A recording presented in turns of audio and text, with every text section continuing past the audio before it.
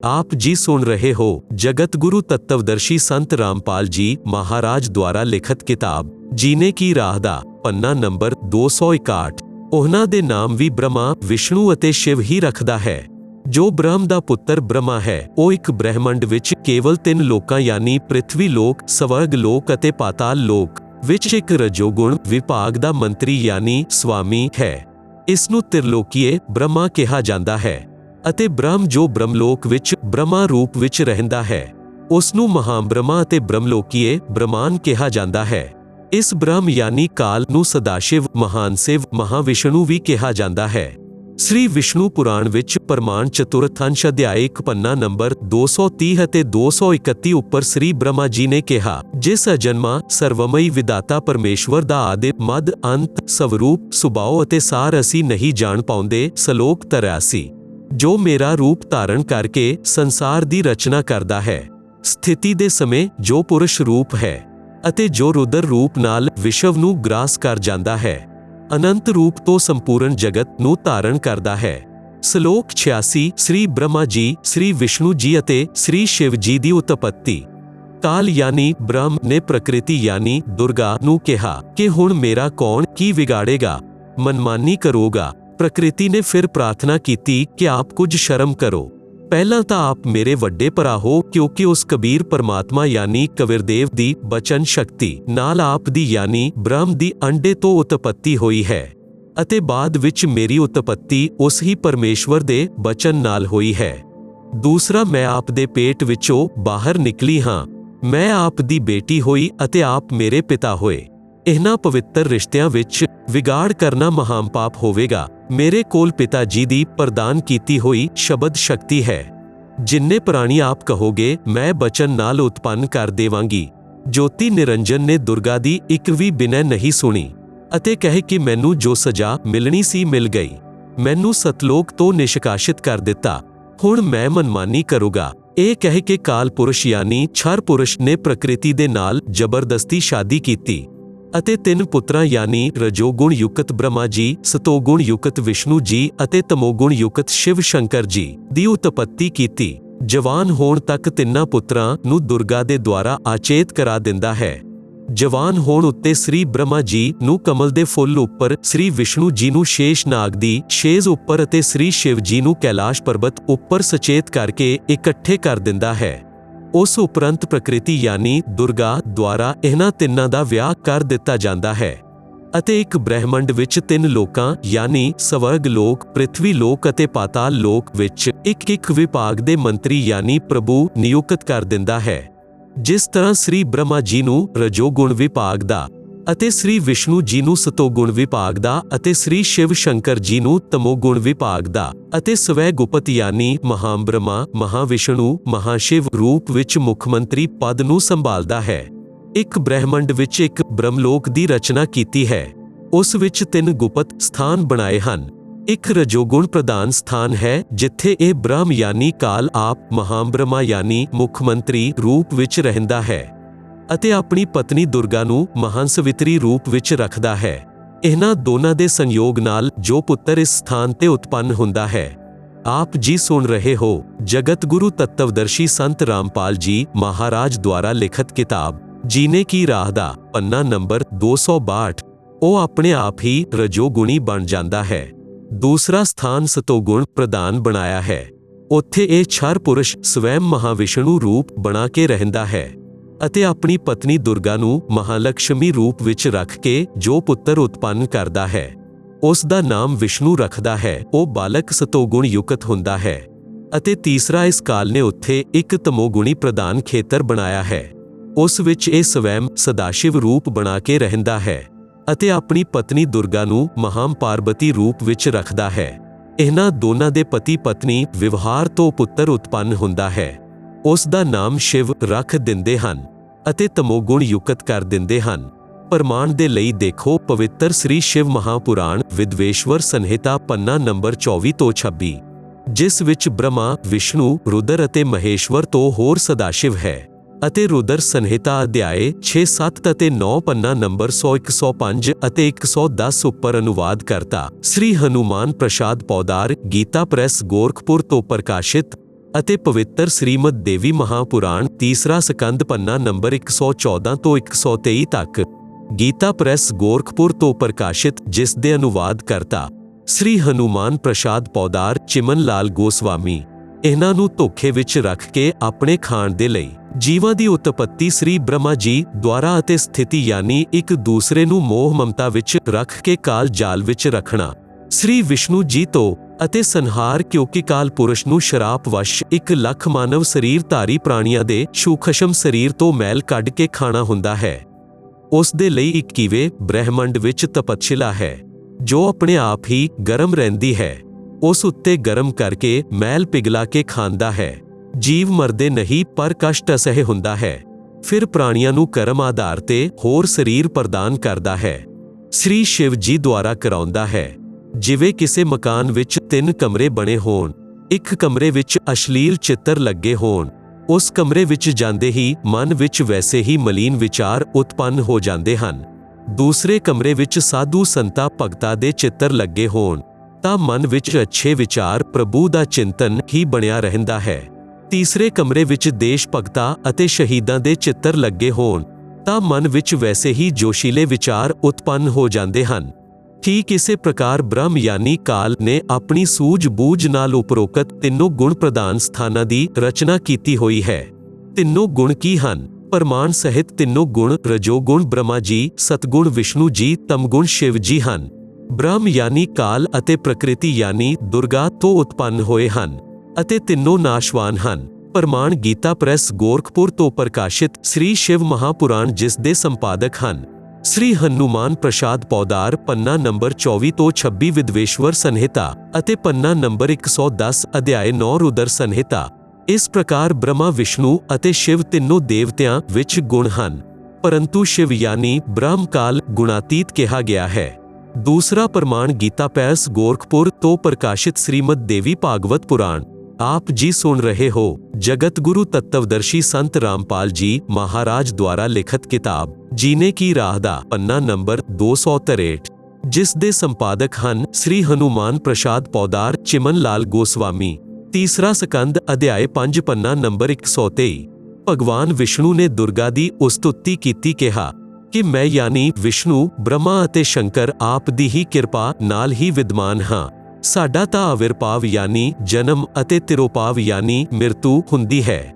ਅਸੀਂ ਨਿਤ ਯਾਨੀ ਅਵਿਨਾਸ਼ੀ ਨਹੀਂ ਹਾਂ। ਆਪ ਹੀ ਨਿਤ ਹੋ, ਜਗਤ ਜਨਨੀ ਹੋ, ਪ੍ਰਕਿਰਤੀ ਅਤੇ ਸਨਾਤਨੀ ਦੇਵੀ ਹੋ।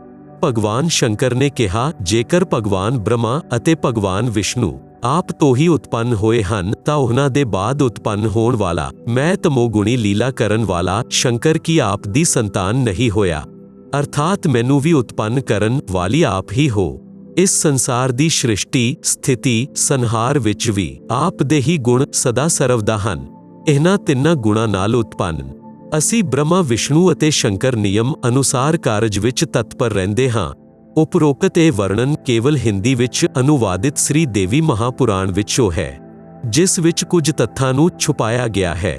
ਇਸ ਲਈ ਇਹ ਪ੍ਰਮਾਣ ਦੇਖੋ ਸ਼੍ਰੀਮਦ ਦੇਵੀ ਭਾਗਵਤ ਮਹਾਪੁਰਾਣ ਸੁਪਾਸ਼ਟਿਕਮ ਸਮਹਾਤਿਅਮ, ਖੇਮਰਾਜ ਸ੍ਰੀ ਕ੍ਰਿਸ਼ਨ ਦਾਸ ਪ੍ਰਕਾਸ਼ਨ, ਮੁੰਬਈ। ਇਸ ਵਿੱਚ ਸੰਸਕ੍ਰਿਤ ਸਹਿਤ ਹਿੰਦੀ ਅਨੁਵਾਦ ਕੀਤਾ ਹੈ। ਤੀਸਰਾ ਸਕੰਦ ਅਧਿਆਇ 4 ਪੰਨਾ ਨੰਬਰ 10 ਸ਼ਲੋਕ 42। ब्रह्मा अहम ईश्वर फिलते प्रभावात्व सर्वे वयम जने युता नयदा तू नितया के अन्नये सुरा शतमक प्रमुखा च नितया नितया तवमेव जननी प्रकृति पुराणा। अनुवाद है माता ब्रह्मा मैं ਅਤੇ शिव तेरे ही प्रभाव नाल जन्मवान हाँ, नित नहीं हाँ अर्थात असी अविनाशी नहीं हाँ। फिर होर इंद्र आदि दूसरे देवता किस प्रकार नित हो सकते हैं? तू ही अविनाशी हो, प्रकृति ਅਤੇ सनातनी देवी हो। पन्ना नंबर 11 ਤੇ 12 अध्याय 5 श्लोक 8। यदि दयाद्रमना ना सदान बिके कथमहम विहितच तमो गुण कमलजशच रजो गुण संपव सुविहित किमो सतव गुणो हरे। अनुवाद भगवान शंकर बोले, हे माता जेकर साडे उपर आप दया युक्त हो ਤਾਂ ਮੈਨੂੰ ਤਮੋਗੁਣ ਕਿਉਂ ਬਣਾਇਆ? ਕਮਲ ਤੋਂ ਉਤਪੰਨ ਬ੍ਰਹਮਾ ਨੂੰ ਰਜੋਗੁਣ ਕਿਸ ਲਈ ਬਣਾਇਆ ਅਤੇ ਵਿਸ਼ਨੂੰ ਨੂੰ ਸਤਗੁਣ ਕਿਉਂ ਬਣਾਇਆ? ਅਰਥਾਤ ਜੀਵਾਂ ਦੇ ਜਨਮ ਮਰਨ ਰੂਪੀ ਦੁਸ਼ਕਰਮ ਵਿੱਚ ਕਿਉਂ ਲਗਾਇਆ? ਸ਼ਲੋਕ 12 ਰਮਯਸੇ ਸਵਪਤਿਮ ਪੁਰਸ਼ਮ ਸਦਾ ਤਵ ਗਤਿਮ ਨਾ ਹੇ ਵਿਦਮ ਸ਼ਿਵੇ। अनुवाद ਆਪਣੇ ਪਤੀ ਪੁਰਸ਼ ਅਰਥਾਤ ਕਾਲ ਭਗਵਾਨ ਦੇ ਨਾਲ ਸਦਾ ਭੋਗ ਵਿਲਾਸ ਕਰਦੀ ਰਹਿੰਦੀ ਹੋ। ਆਪ ਦੀ ਗਤੀ ਕੋਈ ਨਹੀਂ ਜਾਣਦਾ। ਨਿਸ਼ਕਰਸ਼ ਉਪਰੋਕਤ ਪ੍ਰਮਾਣਾਂ ਨਾਲ ਪ੍ਰਮਾਣਿਤ ਹੋਇਆ ਕਿ ਰਜੋਗੁਣ ਬ੍ਰਹਮਾ, ਸਤਗੁਣ ਵਿਸ਼ਨੂੰ ਅਤੇ ਤਮਗੁਣ ਸ਼ਿਵ, ਇਹ ਤਿੰਨੋਂ ਨਾਸ਼ਵਾਨ ਹਨ। ਦੁਰਗਾ ਦਾ ਪਤੀ ਬ੍ਰਹਮ ਯਾਨੀ ਕਾਲ ਹੈ। ਇਹ ਉਸ ਦੇ ਨਾਲ ਭੋਗ ਵਿਲਾਸ ਕਰਦਾ ਹੈ। ਬ੍ਰਹਮ ਯਾਨੀ ਕਾਲ ਦੀ ਅਵਿਅਕਤ ਰਹਿਣ ਦੀ ਪ੍ਰਤਿਗਿਆ। ਸੂਖਸ਼ਮ ਵੇਦ ਤੋਂ ਬਾਕੀ ਸ੍ਰਿਸ਼ਟੀ ਰਚਨਾ ਤਿੰਨੋਂ ਪੁੱਤਰਾਂ ਦੀ ਉਤਪੱਤੀ ਦੇ ਪਿੱਛੋਂ ਬ੍ਰਹਮ ਨੇ ਆਪਣੀ ਪਤਨੀ ਦੁਰਗਾ ਯਾਨੀ ਪ੍ਰਕਿਰਤੀ ਨੂੰ ਕਿਹਾ ਕਿ ਭਵਿੱਖ ਵਿੱਚ ਮੈਂ ਕਿਸੇ ਨੂੰ ਆਪਣੇ ਅਸਲ ਰੂਪ ਵਿੱਚ ਦਰਸ਼ਨ ਨਹੀਂ ਦੇਵਾਂਗਾ, ਜਿਸ ਕਾਰਨ ਕਰਕੇ ਮੈਂ ਅਵਿਅਕਤ ਮੰਨਿਆ ਜਾਵਾਂਗਾ। ਦੁਰਗਾ ਨੂੰ ਕਿਹਾ ਕਿ ਆਪ ਮੇਰਾ ਭੇਦ ਕਿਸੇ ਨੂੰ ਮਤ ਦੇਣਾ, ਮੈਂ ਗੁਪਤ ਰਹਾਂਗਾ। ਦੁਰਗਾ ਨੇ ਕਿਹਾ ਕਿ ਆਪ ਆਪਣੇ ਪੁੱਤਰਾਂ ਨੂੰ ਵੀ ਦਰਸ਼ਨ ਨਹੀਂ ਦੇਵੋਗੇ। ਆਪ ਜੀ ਸੁਣ ਰਹੇ ਹੋ ਜਗਤ ਗੁਰੂ ਤੱਤਵਦਰਸ਼ੀ ਸੰਤ ਰਾਮਪਾਲ ਜੀ ਮਹਾਰਾਜ ਦੁਆਰਾ ਲਿਖਤ ਕਿਤਾਬ ਜੀਨੇ ਕੀ ਰਾਹ ਦਾ ਪੰਨਾ ਨੰਬਰ 264। ਬ੍ਰਹਮ ਨੇ ਕਿਹਾ ਕਿ ਮੈਂ ਆਪਣੇ ਪੁੱਤਰਾਂ ਨੂੰ ਅਤੇ ਹੋਰ ਨੂੰ ਕਿਸੇ ਵੀ ਸਾਧਨਾ ਨਾਲ ਦਰਸ਼ਨ ਨਹੀਂ ਦੇਵਾਂਗਾ। ਇਹ ਮੇਰਾ ਅਟਲ ਨਿਯਮ ਰਹੇਗਾ। ਦੁਰਗਾ ਨੇ ਕਿਹਾ ਕਿ ਇਹ ਆਪ ਦਾ ਉੱਤਮ ਨਿਯਮ ਨਹੀਂ ਹੈ, ਜੋ ਆਪ ਆਪਣੀ ਸੰਤਾਨ ਤੋਂ ਵੀ ਛੁਪੇ ਰਹੋਗੇ। ਉਦੋਂ ਕਾਲ ਨੇ ਕਿਹਾ ਕਿ ਦੁਰਗਾ ਮੇਰੀ ਮਜਬੂਰੀ ਹੈ। ਮੈਨੂੰ 1 ਲੱਖ ਮਾਨਵ ਸਰੀਰਧਾਰੀ ਪ੍ਰਾਣੀਆਂ ਦਾ ਆਹਾਰ ਕਰਨ ਦਾ ਸ਼ਰਾਪ ਲੱਗਾ ਹੈ। ਜੇਕਰ ਮੇਰੇ ਪੁੱਤਰਾਂ ਯਾਨੀ ਬ੍ਰਹਮਾ, ਵਿਸ਼ਨੂੰ, ਮਹੇਸ਼ ਨੂੰ ਪਤਾ ਲੱਗ ਗਿਆ ਤਾਂ ਉਹ ਉਤਪੱਤੀ, ਸਥਿਤੀ ਤੇ ਸੰਹਾਰ ਦਾ ਕੰਮ ਨਹੀਂ ਕਰਨਗੇ। ਇਸ ਲਈ ਇਹ ਮੇਰਾ ਅਣਉੱਤਮ ਨਿਯਮ ਸਦਾ ਰਹੇਗਾ। ਆਪ ਮੇਰੀ ਆਗਿਆ ਦਾ ਪਾਲਣ ਕਰੋ। ਜਦੋਂ ਇਹ ਤਿੰਨੋਂ ਕੁਝ ਵੱਡੇ ਹੋ ਜਾਣ ਤਾਂ ਇਹਨਾਂ ਨੂੰ ਅਚੇਤ ਕਰ ਦੇਣਾ। ਮੇਰੇ ਵਿਸ਼ੇ ਵਿੱਚ ਨਹੀਂ ਦੱਸਣਾ, ਨਹੀਂ ਤਾਂ ਮੈਂ ਤੈਨੂੰ ਵੀ ਦੰਡ ਦੇਵਾਂਗਾ। ਦੁਰਗਾ ਇਸ ਡਰ ਦੇ ਮਾਰੇ ਅਸਲੀਅਤ ਨਹੀਂ ਦੱਸਦੀ। ਇਸ ਲਈ ਗੀਤਾ ਅਧਿਆਇ 7 ਸ਼ਲੋਕ 24 ਵਿੱਚ ਕਿਹਾ ਹੈ ਕਿ ਇਹ ਬੁੱਧੀਹੀਨ ਜਨ ਸਮੁਦਾਇ ਮੇਰੇ ਅਣਉੱਤਮ ਨਿਯਮ ਤੋਂ ਅਪਰਿਚਿਤ ਹਨ ਕਿ ਮੈਂ ਕਦੀ ਵੀ ਕਿਸੇ ਦੇ ਸਾਹਮਣੇ ਪ੍ਰਗਟ ਨਹੀਂ ਹੁੰਦਾ, ਆਪਣੀ ਯੋਗ ਮਾਇਆ ਤੋਂ ਛੁਪਿਆ ਰਹਿੰਦਾ ਹਾਂ। ਇਸ ਲਈ ਮੈਨੂੰ ਅਵਿਅਕਤ ਨੂੰ ਮਨੁੱਖ ਰੂਪ ਵਿੱਚ ਆਇਆ ਹੋਇਆ ਕ੍ਰਿਸ਼ਨ ਮੰਨਦੇ ਹਨ। ਅਬੁੱਧਿਯ ਯਾਨੀ ਬੁੱਧੀਹੀਨ ਲੋਕ, ਮਮ ਯਾਨੀ ਮੇਰੇ, ਅਨੁਤਮ ਯਾਨੀ ਆਸ਼੍ਰੇਸ਼ਟ ਅਰਥਾਤ ਘਟੀਆ, ਅਵਯਯਮ ਯਾਨੀ ਅਵਿਨਾਸ਼ੀ ਭਾਵ ਨੂੰ ਅਜਾਨੰਤ ਯਾਨੀ ਨਾ ਜਾਣਦੇ ਹੋਏ, ਮਾਮ ਅਵਿਅਕਤਮ ਯਾਨੀ ਮੈਨੂੰ ਅਦ੍ਰਿਸ਼ਮਾਨ, ਵਿਅਕਤਮ ਯਾਨੀ ਮਾਨਵ ਰੂਪ ਵਿੱਚ, ਆਪਨਮ ਯਾਨੀ ਆਇਆ, ਮੰਨਯੰਤੇ ਯਾਨੀ ਮੰਨਦੇ ਹਨ, ਅਰਥਾਤ ਮੈਂ ਕ੍ਰਿਸ਼ਨ ਨਹੀਂ ਹਾਂ। ਗੀਤਾ ਅਧਿਆਇ 7 ਸ਼ਲੋਕ 24, ਗੀਤਾ ਅਧਿਆਇ 11 ਸ਼ਲੋਕ 47 ਅਤੇ 48 ਵਿੱਚ ਕਿਹਾ ਹੈ ਕਿ ਇਹ ਮੇਰਾ ਵਾਸਤਵਿਕ ਕਾਲ ਰੂਪ ਹੈ। ਇਸ ਦੇ ਦਰਸ਼ਨ ਅਰਥਾਤ ਬ੍ਰਹਮ ਪ੍ਰਾਪਤੀ ਨਾ ਵੇਦਾਂ ਵਿੱਚ ਵਰਣਿਤ ਵਿਧੀ ਨਾਲ, ਨਾ ਜਪ ਨਾਲ, ਨਾ ਤਪ ਨਾਲ ਅਤੇ ਨਾ ਕਿਸੇ ਕਿਰਿਆ ਨਾਲ ਹੋ ਸਕਦੀ ਹੈ। ਜਦੋਂ ਤਿੰਨੋਂ ਬੱਚੇ ਯੁਵਾ ਹੋ ਗਏ, ਉਦੋਂ ਮਾਤਾ ਦੁਰਗਾ ਯਾਨੀ ਪ੍ਰਕਿਰਤੀ ਅਸ਼ਟੰਗੀ ਨੇ ਕਿਹਾ ਕਿ ਆਪ ਸਾਗਰ ਮੰਥਨ ਕਰੋ। ਪ੍ਰਥਮ ਵਾਰ ਸਾਗਰ ਮੰਥਨ ਕੀਤਾ ਤਾਂ ਜੋਤੀ ਨਿਰੰਜਨ ਨੇ ਆਪਣੇ ਸਵਾਨਸਾਨ ਦੁਆਰਾ 4 ਵੇਦ ਉਤਪੰਨ ਕੀਤੇ। ਉਹਨਾਂ ਨੂੰ ਗੁਪਤ ਬਾਣੀ ਦੁਆਰਾ ਆਗਿਆ ਦਿੱਤੀ ਕਿ ਸਾਗਰ ਵਿੱਚ ਨਿਵਾਸ ਕਰੋ। 4 ਵੇਦ ਨਿਕਲੇ, ਉਹ ਬ੍ਰਹਮਾ ਨੇ ਲਏ। ਵਸਤੂ ਲੈ ਕੇ ਤਿੰਨੋਂ ਬੱਚੇ ਮਾਤਾ ਦੇ ਪਾਸ ਆਏ। ਉਦੋਂ ਮਾਤਾ ਨੇ ਕਿਹਾ ਕਿ 4 ਵੇਦਾਂ ਨੂੰ ਬ੍ਰਹਮਾ ਰੱਖੇ ਅਤੇ ਪੜ੍ਹੇ। ਨੋਟ: ਵਾਸਤਵ ਵਿੱਚ ਪੂਰਨ ਬ੍ਰਹਮ ਨੇ ਬ੍ਰਹਮ ਕਾਲ ਨੂੰ 5 ਵੇਦ ਪ੍ਰਦਾਨ ਕੀਤੇ ਸਨ, ਲੇਕਿਨ ਬ੍ਰਹਮ ਨੇ ਕੇਵਲ 4 ਵੇਦਾਂ ਨੂੰ ਪ੍ਰਗਟ ਕੀਤਾ। 5ਵਾਂ ਵੇਦ ਛੁਪਾ ਦਿੱਤਾ, ਜੋ ਪੂਰਨ ਪਰਮਾਤਮਾ ਨੇ ਖੁਦ ਪ੍ਰਗਟ ਹੋ ਕੇ ਕਵਿਰਗਿਰਬੀ ਅਰਥਾਤ ਕਬੀਰ ਬਾਣੀ ਦੁਆਰਾ ਕਹਾਵਤਾਂ ਅਤੇ ਦੋਹਿਆਂ ਦੇ ਮਾਧਿਅਮ ਨਾਲ ਪ੍ਰਗਟ ਕੀਤਾ ਹੈ। ਦੂਸਰੀ ਵਾਰ ਸਾਗਰ ਮੰਥਨ ਕੀਤਾ ਤਾਂ 3 ਕੰਨਿਆਂ ਮਿਲੀਆਂ। ਮਾਤਾ ਨੇ ਤਿੰਨਾਂ ਨੂੰ ਵੰਡ ਦਿੱਤਾ। ਪ੍ਰਕਿਰਤੀ ਯਾਨੀ ਦੁਰਗਾ ਨੇ ਆਪਣੇ ਹੀ ਹੋਰ 3 ਰੂਪ ਯਾਨੀ ਸਾਵਿਤਰੀ, ਲਕਸ਼ਮੀ ਅਤੇ ਪਾਰਬਤੀ ਧਾਰਨ ਕੀਤਾ ਅਤੇ ਸਮੁੰਦਰ ਵਿੱਚ ਛੁਪਾ ਦਿੱਤੀ। ਸਾਗਰ ਮੰਥਨ ਦੇ ਸਮੇਂ ਬਾਹਰ ਆ ਗਈ। ਉਹ ਪ੍ਰਕਿਰਤੀ 3 ਰੂਪ ਹੋਈ ਅਤੇ ਭਗਵਾਨ ਬ੍ਰਹਮਾ ਨੂੰ ਸਵਿਤਰੀ, ਭਗਵਾਨ ਵਿਸ਼ਨੂੰ ਨੂੰ ਲక్ష్ਮੀ, ਭਗਵਾਨ ਸ਼ੰਕਰ ਨੂੰ ਪਾਰਬਤੀ ਪਤਨੀ ਰੂਪ ਵਿੱਚ ਦਿੱਤੀ। ਤਿੰਨੋਂ ਨੇ ਭੋਗ ਵਿਲਾਸ ਕੀਤਾ। ਸੁਰ ਅਤੇ ਅਸੁਰ ਦੋਨੋਂ ਪੈਦਾ ਹੋਏ। ਜਦੋਂ ਤੀਸਰੀ ਵਾਰ ਸਾਗਰ ਮੰਥਨ ਕੀਤਾ ਤਾਂ 14 ਰਤਨ ਬ੍ਰਹਮਾ ਨੂੰ ਅਤੇ ਅੰਮ੍ਰਿਤ ਵਿਸ਼ਨੂੰ ਨੂੰ ਅਤੇ ਦੇਵਤਾਵਾਨ ਮਦ ਯਾਨੀ ਸ਼ਰਾਬ ਅਸੁਰਾਂ ਨੂੰ ਅਤੇ ਵਿਸ਼ ਪਰਮਾਰਥ ਸ਼ਿਵ ਨੇ ਆਪਣੇ ਕੰਠ ਵਿੱਚ ਠਹਿਰਾਇਆ। ਇਹ ਤਾਂ ਬਹੁਤ ਬਾਅਦ ਦੀ ਗੱਲ ਹੈ। ਜਦ ਬ੍ਰਹਮਾਨ ਵੇਦ ਪੜ੍ਹਨ ਲੱਗਿਆ ਤਾਂ ਪਤਾ ਚੱਲਿਆ ਕਿ ਕੋਈ ਸਰਵ ਬ੍ਰਹਿਮੰਡਾਂ ਦੀ ਰਚਨਾ ਕਰਨੇ ਵਾਲਾ, ਕੁਲ ਦਾ ਮਾਲਿਕ ਪੁਰਸ਼ ਯਾਨੀ ਪ੍ਰਭੂ ਹੋਰ ਹੈ। ਆਪ ਜੀ ਸੁਣ ਰਹੇ ਹੋ ਜਗਤ ਗੁਰੂ ਤੱਤਵਦਰਸ਼ੀ ਸੰਤ ਰਾਮਪਾਲ ਜੀ ਮਹਾਰਾਜ ਦੁਆਰਾ ਲਿਖਤ ਕਿਤਾਬ ਜੀਨੇ ਕੀ ਰਾਹ ਦਾ ਪੰਨਾ ਨੰਬਰ 265। ਉਦੋਂ ਬ੍ਰਹਮਾ ਜੀ ਨੇ ਵਿਸ਼ਨੂੰ ਜੀ ਅਤੇ ਸ਼ੰਕਰ ਜੀ ਨੂੰ ਦੱਸਿਆ ਕਿ ਵੇਦਾਂ ਵਿੱਚ ਵਰਣਨ ਹੈ ਕਿ ਸਿਰਜਣਹਾਰ ਕੋਈ ਅਤੇ ਪ੍ਰਭੂ ਹੈ, ਪਰੰਤੂ ਵੇਦ ਕਹਿੰਦੇ ਹਨ ਕਿ ਭੇਦ ਅਸੀਂ ਵੀ ਨਹੀਂ ਜਾਣਦੇ। ਉਸ ਦੇ ਲਈ ਸੰਕੇਤ ਹੈ ਕਿ ਕਿਸੇ ਤੱਤਵਦਰਸ਼ੀ ਸੰਤ ਤੋਂ ਪੁੱਛੋ। ਉਦੋਂ ਬ੍ਰਹਮਾ ਮਾਤਾ ਦੇ ਕੋਲ ਆਇਆ ਅਤੇ ਸਭ ਵਿਰਤਾਂਤ ਕਹਿ ਸੁਣਾਇਆ। ਮਾਤਾ ਕਹਿੰਦੀ ਸੀ ਕਿ ਮੇਰੇ ਇਲਾਵਾ ਕੋਈ ਨਹੀਂ ਹੈ, ਮੈਂ ਹੀ ਕਰਤਾ ਹਾਂ, ਮੈਂ ਹੀ ਸਰਵ ਸ਼ਕਤੀਮਾਨ ਹਾਂ। ਪਰੰਤੂ ਬ੍ਰਹਮਾ ਨੇ ਕਿਹਾ ਕਿ ਵੇਦ ਈਸ਼ਵਰ ਕਰਿਤ ਹਨ, ਇਹ ਝੂਠ ਨਹੀਂ ਹੋ ਸਕਦੇ। ਦੁਰਗਾ ਨੇ ਕਿਹਾ ਕਿ ਤੇਰਾ ਪਿਤਾ ਤੈਨੂੰ ਦਰਸ਼ਨ ਨਹੀਂ ਦੇਵੇਗਾ, ਉਸਨੇ ਕਸਮ ਖਾਧੀ ਹੈ। ਉਦੋਂ ਬ੍ਰਹਮਾ ਨੇ ਕਿਹਾ, ਮਾਤਾ ਜੀ ਹੁਣ ਆਪ ਦੀ ਗੱਲ ਤੇ ਅਵਿਸ਼ਵਾਸ ਹੋ ਗਿਆ ਹੈ, ਮੈਂ ਉਸ ਪੁਰਸ਼ ਯਾਨੀ ਪ੍ਰਭੂ ਦਾ ਪਤਾ ਲਗਾ ਕੇ ਹੀ ਰਹਾਂਗਾ। ਦੁਰਗਾ ਨੇ ਕਿਹਾ ਕਿ ਜੇਕਰ ਉਹ ਤੈਨੂੰ ਦਰਸ਼ਨ ਨਹੀਂ ਦੇਵੇਗਾ ਤਾਂ ਤੂੰ ਕੀ ਕਰੇਂਗਾ? ਬ੍ਰਹਮਾ ਨੇ ਕਿਹਾ ਕਿ ਮੈਂ ਆਪ ਨੂੰ ਸ਼ਕਲ ਨਹੀਂ ਦਿਖਾਵਾਂਗਾ।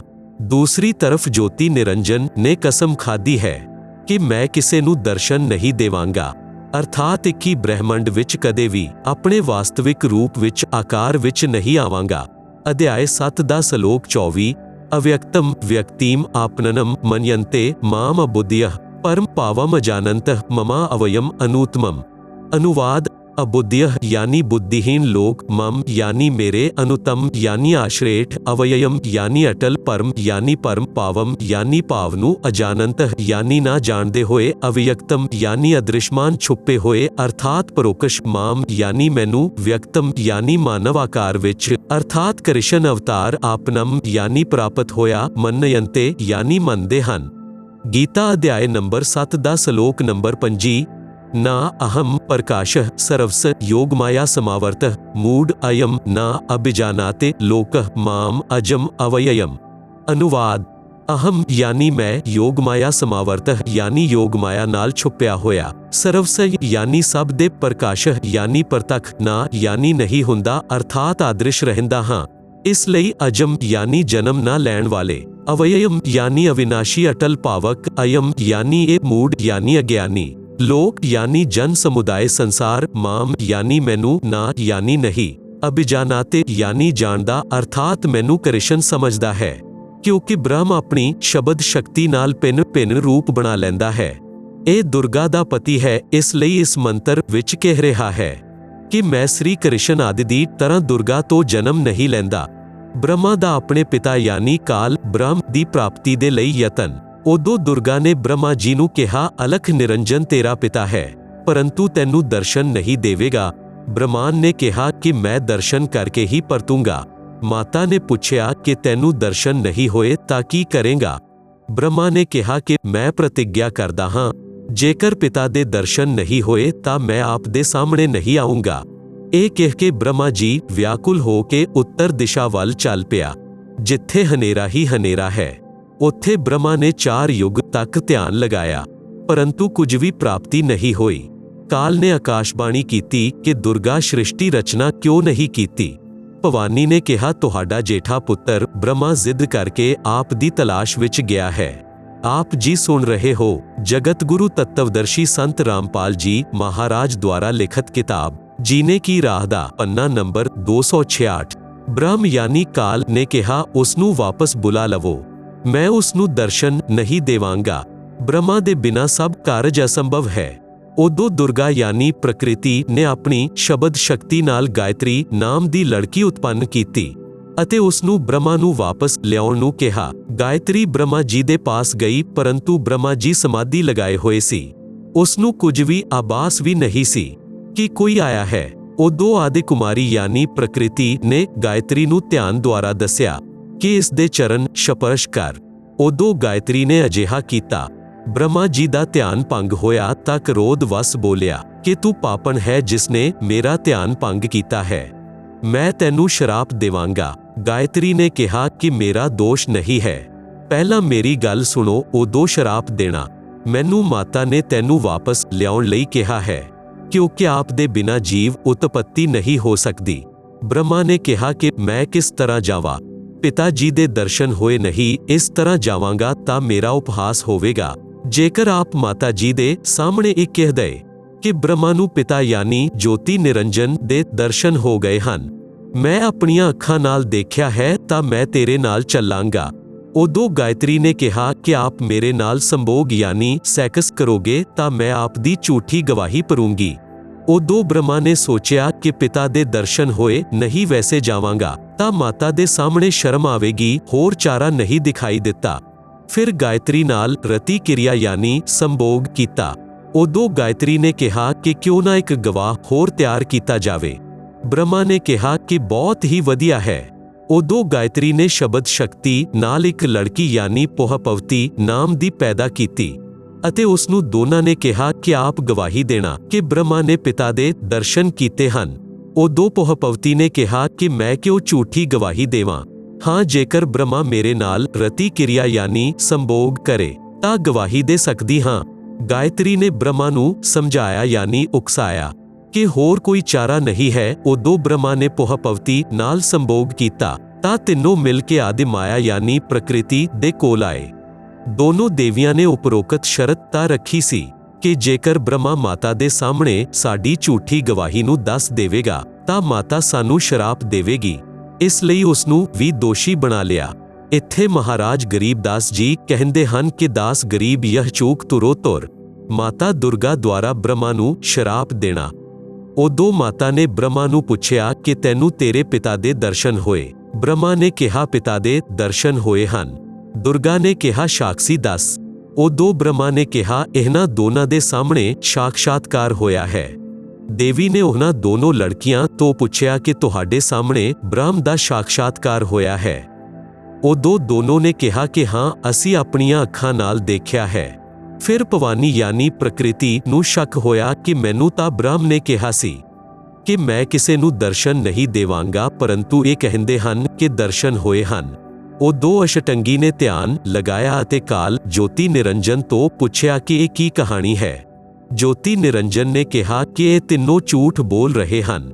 ਉਦੋਂ ਮਾਤਾ ਨੇ ਕਿਹਾ ਤੁਸੀਂ ਝੂਠ ਬੋਲ ਰਹੇ ਹੋ। ਆਪ ਜੀ ਸੁਣ ਰਹੇ ਹੋ ਜਗਤ ਗੁਰੂ ਤੱਤਵਦਰਸ਼ੀ ਸੰਤ ਰਾਮਪਾਲ ਜੀ ਮਹਾਰਾਜ ਦੁਆਰਾ ਲਿਖਤ ਕਿਤਾਬ ਜੀਨੇ ਕੀ ਰਾਹ ਦਾ ਪੰਨਾ ਨੰਬਰ 267। ਆਕਾਸ਼ਬਾਣੀ ਹੋਈ ਹੈ ਕਿ ਇਹਨਾਂ ਨੂੰ ਕੋਈ ਦਰਸ਼ਨ ਨਹੀਂ ਹੋਏ। ਇਹ ਗੱਲ ਸੁਣ ਕੇ ਬ੍ਰਹਮਾ ਨੇ ਕਿਹਾ ਕਿ ਮਾਤਾ ਜੀ, ਮੈਂ ਪ੍ਰਤੀਗਿਆ ਕਰਕੇ ਪਿਤਾ ਦੀ ਖੋਜ ਕਰਨ ਗਿਆ ਸੀ, ਪਰੰਤੂ ਪਿਤਾ ਯਾਨੀ ਬ੍ਰਹਮ ਦੇ ਦਰਸ਼ਨ ਹੋਏ ਨਹੀਂ। ਆਪ ਦੇ ਕੋਲ ਆਉਣ ਵਿੱਚ ਸ਼ਰਮ ਲੱਗ ਰਹੀ ਸੀ, ਇਸ ਲਈ ਅਸੀਂ ਝੂਠ ਬੋਲ ਦਿੱਤਾ। ਉਦੋਂ ਮਾਤਾ ਯਾਨੀ ਦੁਰਗਾ ਨੇ ਕਿਹਾ ਹੁਣ ਮੈਂ ਤੈਨੂੰ ਸ਼ਰਾਪ ਦਿੰਦੀ ਹਾਂ। ਬ੍ਰਹਮਾ ਨੂੰ ਸ਼ਰਾਪ, ਤੇਰੀ ਪੂਜਾ ਜੱਗ ਵਿੱਚ ਨਹੀਂ ਹੋਵੇਗੀ। ਅੱਗੇ ਤੇਰੇ ਵੰਸ਼ਜ ਹੋਣਗੇ, ਉਹ ਬਹੁਤ ਪਾਖੰਡ ਕਰਨਗੇ, ਝੂਠੀ ਗੱਲ ਬਣਾ ਕੇ ਯੱਗ ਨੂੰ ਠੱਗਣਗੇ। ਉੱਪਰੋਂ ਤਾਂ ਕਰਮ ਕਾਂਡ ਕਰਦੇ ਦਿਖਾਈ ਦੇਣਗੇ, ਅੰਦਰ ਤੋਂ ਵਿਕਾਰ ਕਰਨਗੇ, ਪੁਰਾਣਾਂ ਨੂੰ ਪੜ੍ਹ ਕੇ ਸੁਣਾਇਆ ਕਰਨਗੇ, ਪਰ ਆਪ ਨੂੰ ਗਿਆਨ ਨਹੀਂ ਹੋਵੇਗਾ ਕਿ ਸਦ ਗ੍ਰੰਥਾਂ ਵਿੱਚ ਅਸਲੀਅਤ ਕੀ ਹੈ। ਫਿਰ ਵੀ ਮਾਨ ਵਸ ਅਤੇ ਧਨ ਪ੍ਰਾਪਤੀ ਦੇ ਲਈ ਗੁਰੂ ਬਣ ਕੇ ਅਨੁਆਇਆਂ ਨੂੰ ਲੋਕ ਵੇਦ ਯਾਨੀ ਸ਼ਾਸਤਰ ਵਿਰੁੱਧ ਦੰਦ ਕਥਾ ਸੁਣਾਇਆ ਕਰਨਗੇ। ਦੇਵੀ ਦੇਵਤਿਆਂ ਦੀ ਪੂਜਾ ਕਰਕੇ ਅਤੇ ਕਰਵਾ ਕੇ ਦੂਸਰਿਆਂ ਦੀ ਨਿੰਦਾ ਕਰਕੇ ਕਸ਼ਟ ਤੇ ਕਸ਼ਟ ਭੋਗਣਗੇ। ਜੋ ਉਹਨਾਂ ਦੇ ਅਨੁਯਾਈ ਹੋਣਗੇ ਉਹਨਾਂ ਨੂੰ ਪਰਮਾਰਥ ਨਹੀਂ ਦੱਸਣਗੇ, ਦਖਸ਼ਣਾ ਦੇ ਲਈ ਜੱਗ ਨੂੰ ਗੁੰਮਰਾਹ ਕਰਦੇ ਰਹਿਣਗੇ। ਆਪਣੇ ਆਪ ਨੂੰ ਸਭ ਤੋਂ ਚੰਗਾ ਮੰਨਣਗੇ, ਦੂਸਰਿਆਂ ਨੂੰ ਨੀਚਾ ਸਮਝਣਗੇ। ਜਦੋਂ ਮਾਤਾ ਦੇ ਮੂੰਹ ਵਿੱਚੋਂ ਇਹ ਸੁਣਿਆ ਤਾਂ ਬ੍ਰਹਮਾ ਮੂਰਛਿਤ ਹੋ ਕੇ ਜ਼ਮੀਨ ਉੱਤੇ ਡਿੱਗ ਗਿਆ। ਬਹੁਤ ਸਮੇਂ ਬਾਅਦ ਹੋਸ਼ ਵਿੱਚ ਆਇਆ। ਗਾਇਤਰੀ ਨੂੰ ਸ਼ਰਾਪ, ਤੇਰੇ ਕਈ ਸਾਂਧ ਪਤੀ ਹੋਣਗੇ, ਤੂੰ ਮ੍ਰਿਤਲੋਕ ਵਿੱਚ ਗਾਂ ਬਣੇਗੀ। ਪੋਹਪਵਤੀ ਨੂੰ ਸ਼ਰਾਪ, ਤੇਰੀ ਜਗ੍ਹਾ ਗੰਦਗੀ ਵਿੱਚ ਹੋਵੇਗੀ, ਤੇਰੇ ਫੁੱਲਾਂ ਨੂੰ ਕੋਈ ਪੂਜਾ ਵਿੱਚ ਨਹੀਂ ਲਿਆਏਗਾ। ਇਸ ਝੂਠੀ ਗਵਾਹੀ ਦੇ ਕਾਰਨ ਤੈਨੂੰ ਇਹ ਨਰਕ ਭੋਗਣਾ ਹੋਏਗਾ। ਤੇਰਾ ਨਾਮ ਕੇਵੜਾ ਕੇਤਕੀ ਹੋਵੇਗਾ। ਹਰਿਆਣਾ ਵਿੱਚ ਕਸੌਦੀ ਕਹਿੰਦੇ ਹਨ। ਇਹ ਗੰਦਗੀ ਯਾਨੀ ਕੁਰੜੀਆਂ ਵਾਲੀ ਜਗ੍ਹਾ ਤੇ ਹੁੰਦੀ ਹੈ। ਇਸ ਪ੍ਰਕਾਰ ਤਿੰਨਾਂ ਨੂੰ ਸ਼ਰਾਪ ਦੇ ਕੇ ਮਾਤਾ ਭਵਾਨੀ ਬਹੁਤ ਪਛਤਾਈ। ਇਸ ਪ੍ਰਕਾਰ ਪਹਿਲਾਂ ਤਾਂ ਜੀਵ ਬਿਨਾਂ ਸੋਚੇ ਮਨ ਯਾਨੀ ਕਾਲ ਨਿਰੰਜਨ ਦੇ ਪ੍ਰਭਾਵ ਨਾਲ ਗਲਤ ਕੰਮ ਕਰ ਦਿੰਦਾ ਹੈ, ਪਰੰਤੂ ਜਦੋਂ ਆਤਮਾ ਯਾਨੀ ਸਤਪੁਰਸ਼ ਅੰਸ਼ ਦੇ ਪ੍ਰਭਾਵ ਨਾਲ ਉਸ ਨੂੰ ਗਿਆਨ ਹੁੰਦਾ ਹੈ ਤਾਂ ਪਿੱਛੋਂ ਪਛਤਾਉਣਾ ਪੈਂਦਾ ਹੈ। ਜਿਸ ਪ੍ਰਕਾਰ ਮਾਤਾ ਪਿਤਾ ਆਪਣੇ ਬੱਚਿਆਂ ਨੂੰ ਛੋਟੀ ਜਿਹੀ ਗਲਤੀ ਦੇ ਕਾਰਨ ਤਾੜਦੇ ਹਨ ਕ੍ਰੋਧਵਸ ਹੋ ਕੇ, ਪਰੰਤੂ ਬਾਅਦ ਵਿੱਚ ਬਹੁਤ ਪਛਤਾਉਂਦੇ ਹਨ। ਇਹ ਪ੍ਰਕਿਰਿਆ ਮਨ ਯਾਨੀ ਕਾਲ ਨਿਰੰਜਨ ਦੇ ਪ੍ਰਭਾਵ ਨਾਲ ਸਾਰੇ ਜੀਵਾਂ ਵਿੱਚ ਕਿਰਿਆਵਾਨ ਹੋ ਰਹੀ ਹੈ। ਹਾਂ, ਇੱਥੇ ਇੱਕ ਗੱਲ ਖਾਸ ਹੈ ਕਿ ਨਿਰੰਜਨ ਯਾਨੀ ਕਾਲ ਬ੍ਰਹਮ ਨੇ ਵੀ ਆਪਣਾ ਕਾਨੂੰਨ ਬਣਾ ਰੱਖਿਆ ਹੈ ਕਿ ਜੇਕਰ ਕੋਈ ਜੀਵ ਕਿਸੇ ਦੁਰਬਲ ਜੀਵ ਨੂੰ ਸਤਾਏਗਾ, ਉਸ ਨੂੰ ਉਸ ਦਾ ਬਦਲਾ ਦੇਣਾ ਪਵੇਗਾ।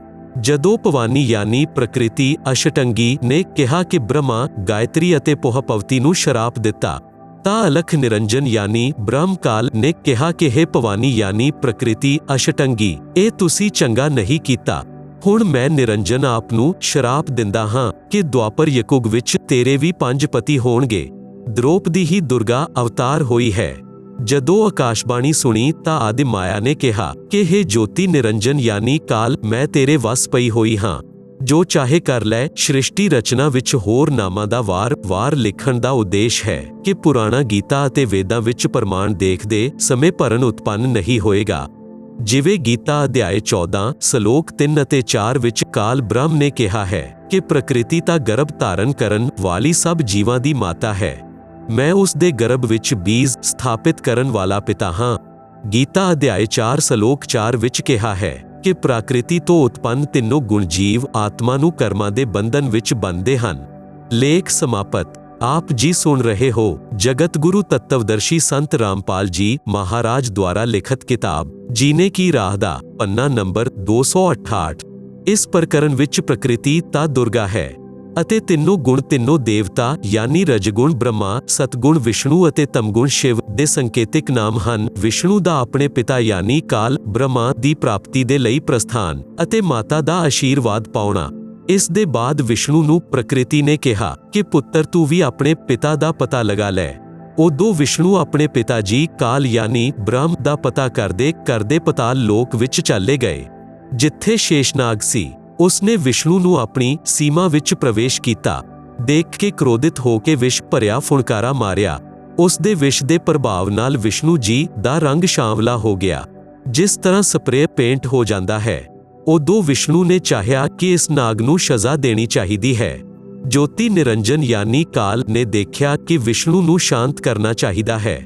ਉਦੋਂ ਆਕਾਸ਼ਬਾਣੀ ਹੋਈ ਕਿ ਵਿਸ਼ਨੂੰ ਹੁਣ ਤੂੰ ਆਪਣੀ ਮਾਤਾ ਜੀ ਦੇ ਕੋਲ ਜਾ ਅਤੇ ਸੱਚ-ਸੱਚ ਸਾਰਾ ਵਰਣਨ ਦੱਸ ਦੇਵੀ ਅਤੇ ਜੋ ਕਸ਼ਟ ਆਪ ਨੂੰ ਸ਼ੇਸ਼ਨਾਗ ਤੋਂ ਹੋਇਆ ਹੈ, ਇਸ ਦਾ ਬਦਲਾ ਦੁਆਪਰ ਯੁੱਗ ਵਿੱਚ ਲੈਣਾ ਆਪ ਯਾਨੀ ਵਿਸ਼ਨੂੰ ਤਾਂ ਕ੍ਰਿਸ਼ਨ ਅਵਤਾਰ ਧਾਰਨ ਕਰੋਗੇ ਅਤੇ ਕਾਲੀਦਹ ਵਿੱਚ ਕਾਲ ਇੰਦਰੀ ਨਾਮਕ ਨਾਗ ਸ਼ੇਸ਼ਨਾਗ ਦਾ ਅਵਤਾਰ ਹੋਵੇਗਾ। ਊਚ ਹੋਈ ਕੇ ਨੀਚ ਸਤਾਵੈ ਤਾਕਰ ਓਇਲ ਬਦਲਾ ਮੋਹੀ ਸੋ ਪਾਵੈ, ਜੋ ਜੀਵ ਦੇਵੇ ਪੀਰ ਪੁਨੀ ਕਾਹੂ ਹਮ ਪੁਨਿ ਓਇਲ ਦਿਵਾਵੇ ਤਾਹੂਨ।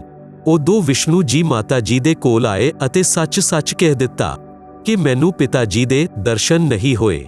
ਇਸ ਗੱਲ ਤੇ ਮਾਤਾ ਯਾਨੀ ਪ੍ਰਕਿਰਤੀ ਬਹੁਤ ਪ੍ਰਸੰਨ ਹੋਈ ਅਤੇ ਕਿਹਾ ਕਿ ਪੁੱਤਰ ਤੂੰ ਸਤਿਆਵਾਦੀ ਹੈ।